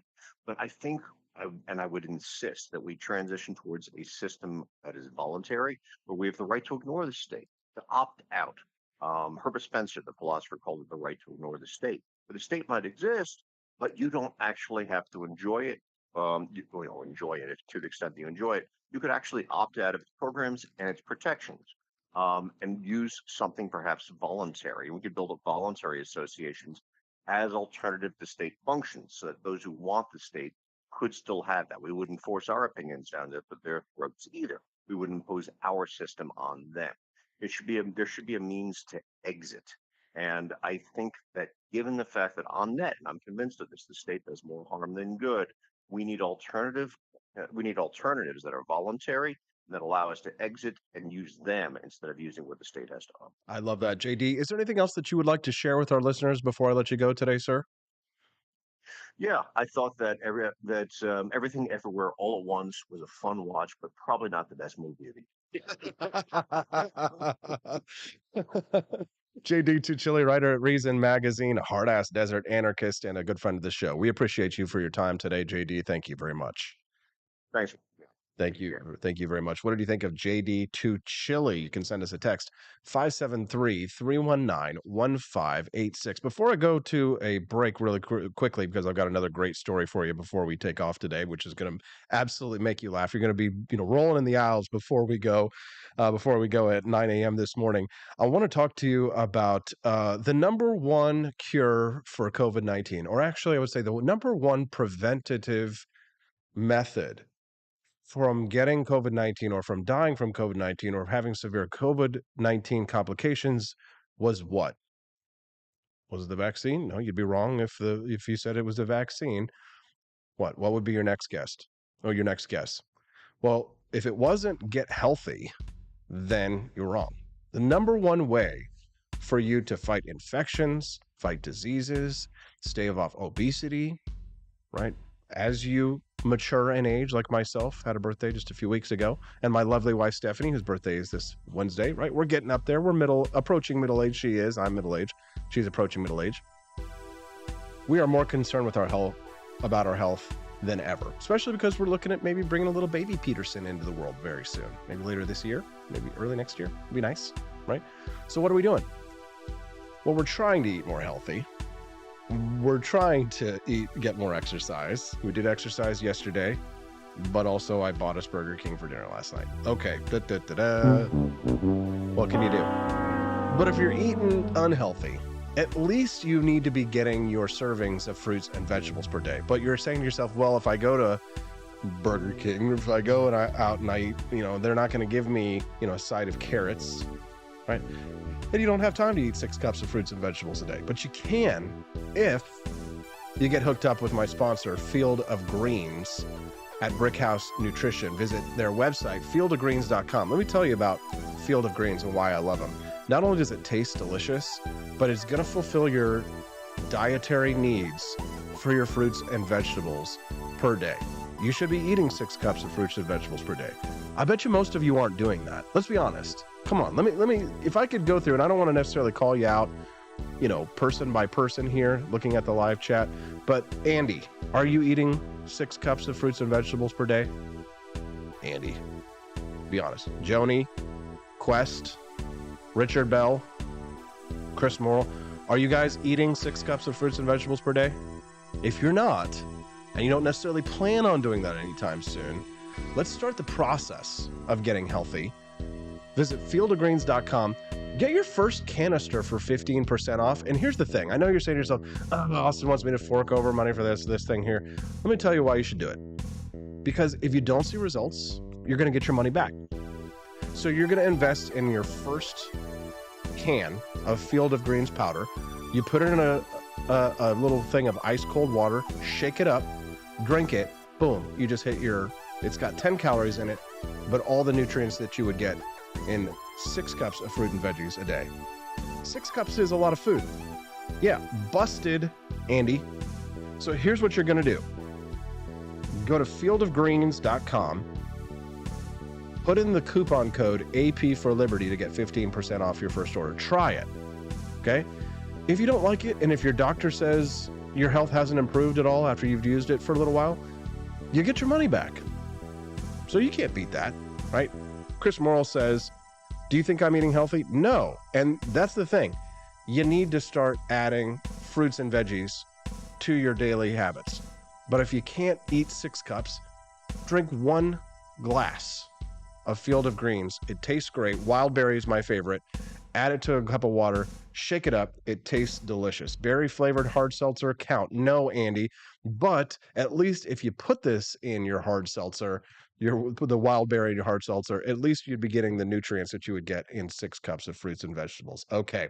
I'm going to go to a commercial break. Here's what's going to happen when we get back. Okay, let me read you this license plate. They're making him, I'm going to read you this license plate. I want you to tell me what you think this means, okay? L-U-V-T-O-F-U.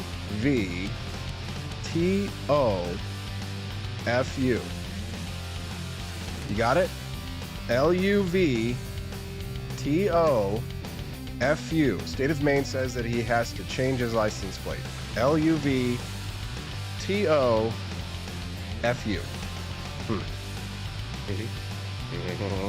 Talk about that when I get back on the Wake Up America show at wakeupAmericashow.com. Good morning to the Cantina crew. This is Elon Musk, the CEO of Twitter. And I just want to say thank you for watching the Wake Up America show. I've decided that Austin Peterson will be the new CEO of Twitter.com, effective immediately. First thing to do, though, is I've got to go and blast off into space.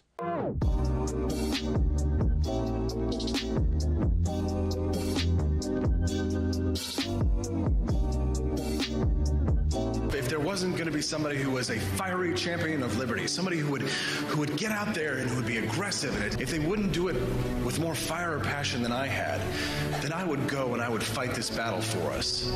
I've fought for the principles that we all share. Parties tend to be secondary to me. We're here because we believe in the principles of liberty. I am not a perfect messenger, but I think I'm a damn good one. This is a replica of our first president's flintlock pistol. You have my full support, my respect, and my gun.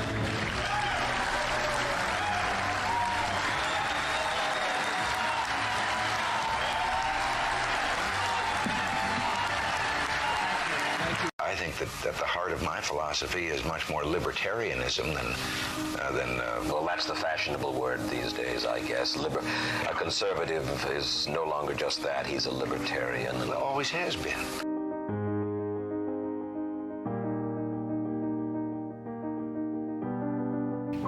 Yet any time you and I question the schemes of the do-gooders, we're denounced as being against their humanitarian goals. They say we're always against things, we're never for anything.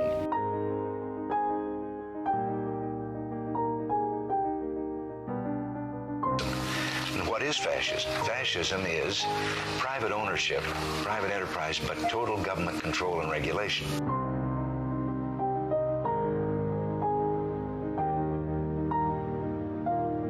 Well, the trouble with our liberal friends is not that they're ignorant. It's just that they know so much that isn't so.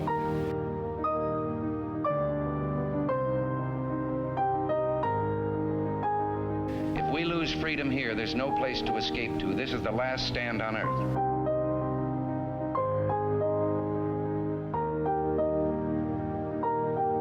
This is the issue of this election. Whether we believe in our capacity for self-government or whether we abandon the American Revolution and confess that a little intellectual elite in a far distant capital can plan our lives for us better than we can plan them ourselves.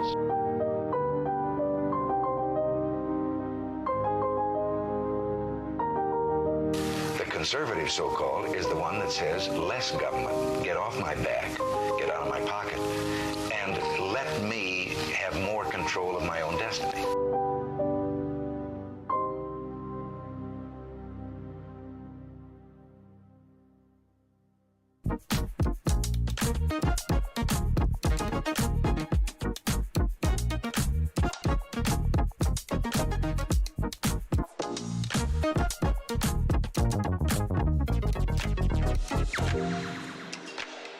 What would happen if I had to pick up the phone, call 911 for one of my family members or one of my neighbors? What would I do if no one was on the other end to respond? What if there was no 911? So you can be a part of the solution. Anybody can be a firefighter. Male, female, younger, older. We have school teachers. We have leaders in business. It's me, you, anyone that wants to be. There is no typical firefighter. Do you hate the deep state? Do you reject the Antichrist in all his ways? Do you believe that aliens controlled LBJ to assassinate John F. Kennedy? Did you know that the shot can put chemicals in you that will make you more sensitive to 5G? Do you love America? Do you want more freedom? Do you like smoking hot red-headed libertarians? Then the AP for Liberty shop is for you! Check out all the awesome new merch and have a happy new year! Fight the deep state, reject the Antichrist! Visit AP for Liberty shop and get your patriotic merchandise now, or the deep state wins!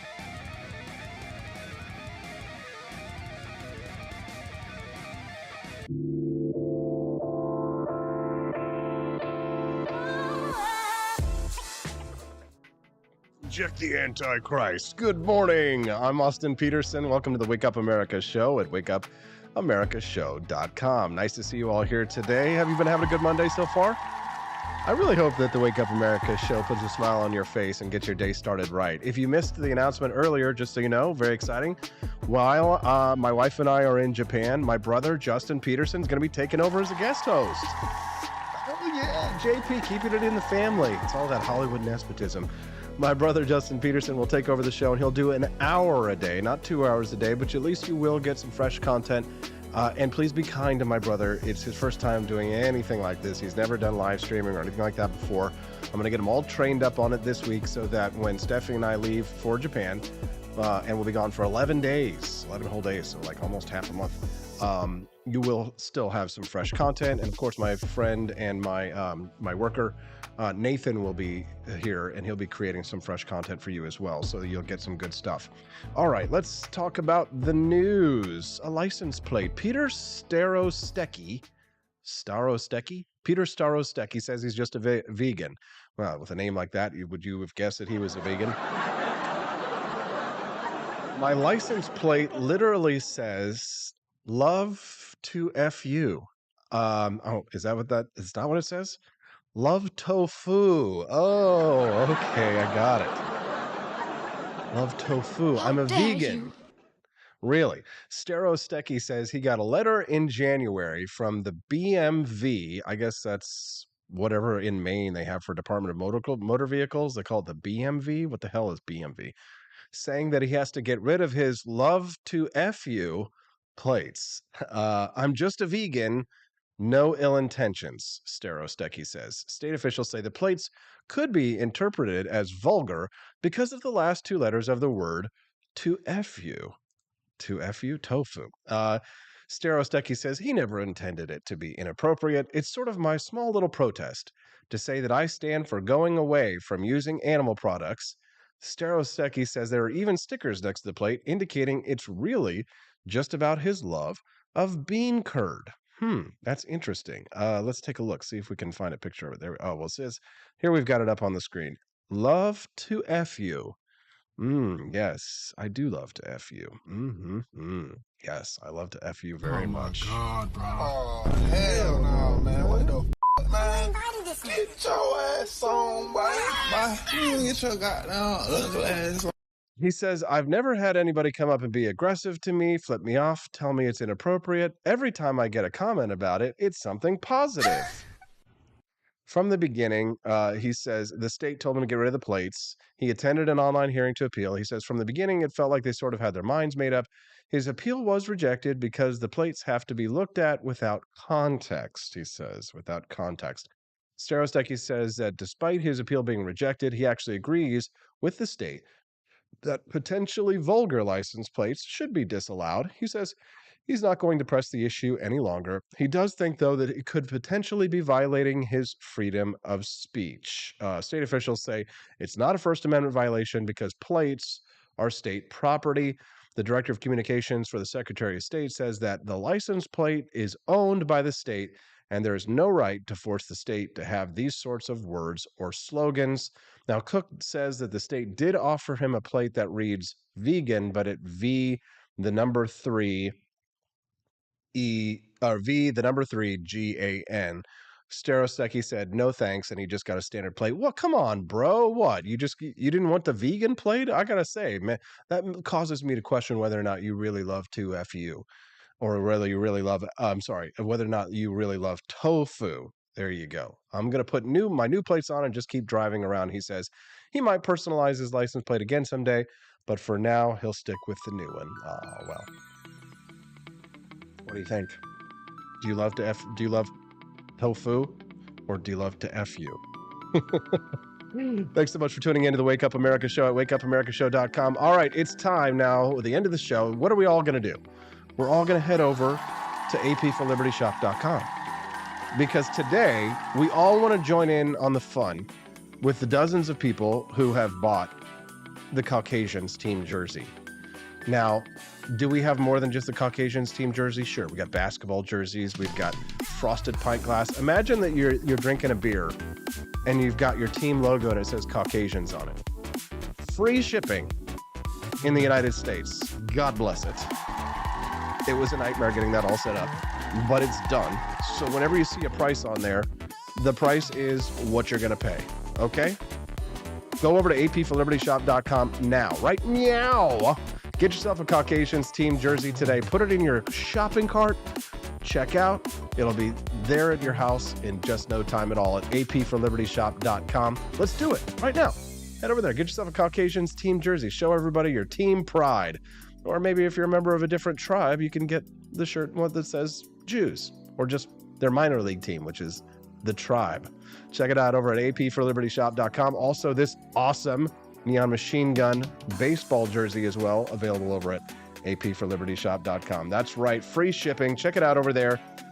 Let me know when there are hot libertarian ladies available in the store. John, I don't think women are for sale, bro, but maybe you'll get some hot women if you get yourself an awesome Caucasians jersey. Imagine wearing that around if some lady comes up and says that that's the funniest thing she's ever seen in her life. That's how you know that she's the one. And then you guys go off and you get married together and you make little Caucasian babies. Or mixed race babies. I don't know. Little Jew babies, whatever you want. Indian babies, Hispanic babies, Mexican babies. I don't know. It's up to you. No, not my business. Hope you have a great day. We'll see you tomorrow on the Wake Up America Show at wakeupamericashow.com.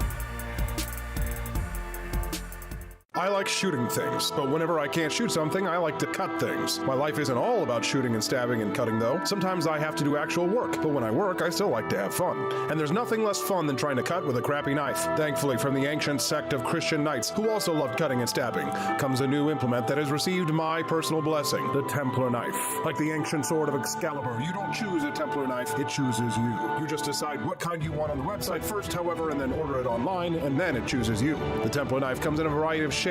As a man of culture and taste, I have decided I will never use a terrible knife again. And thanks to the inspiration provided by this excellent product, I have decided to launch a new crusade against anyone using less than superior knives. Join me, brothers and sisters, by visiting uppercuttactical.com/pages/Templar-knives. That's a lot of slashes. For that, you'll need a Templar knife. For 10% off, use code AP for Liberty and join me in a quest for glory, for liberty, for Christendom, for the Templar knife. Get yours today. Fire.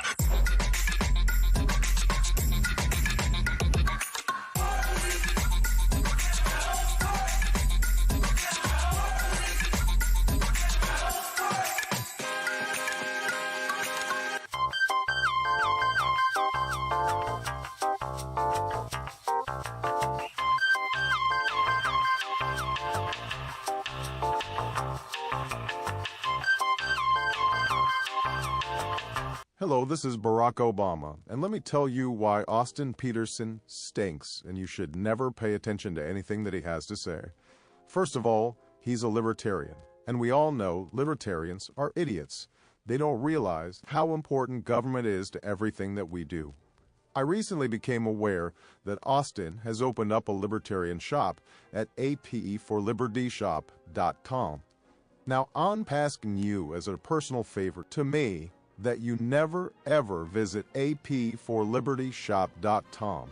With all of the great Liberty merchandise there, the last thing that we need to do is to get people spreading this message around the country, because then they might start thinking that they don't need government. And that's the last thing that good Democrats like us want. So if you love democracy, like me, and hate freedom, then don't visit AP for Liberty Shop. Like I said, whatever you do, do not visit apforlibertyshop.com. I'm Barack Obama, and I approve this message.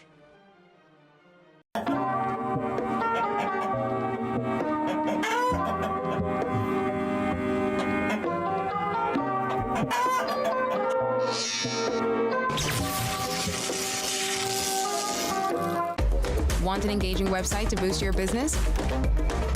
You're just a click away from 5-star Fiverr talent. Hundreds of freelancer skills like web design. Head to Fiverr.com today and get something started.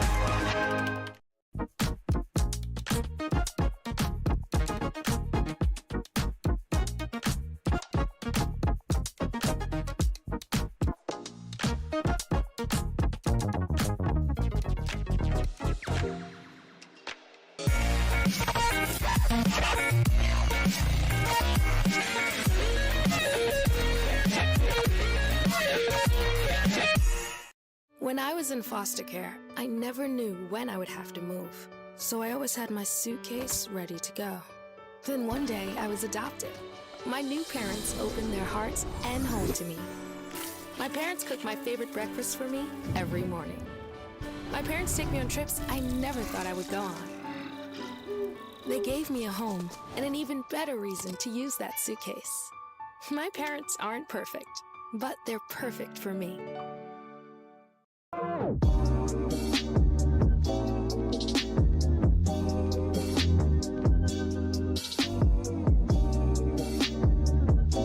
would remind you that extremism in the defense of liberty is no vice. It is better to settle these matters in the courts than on the streets, and new laws are needed at every level. But law alone cannot make men see right.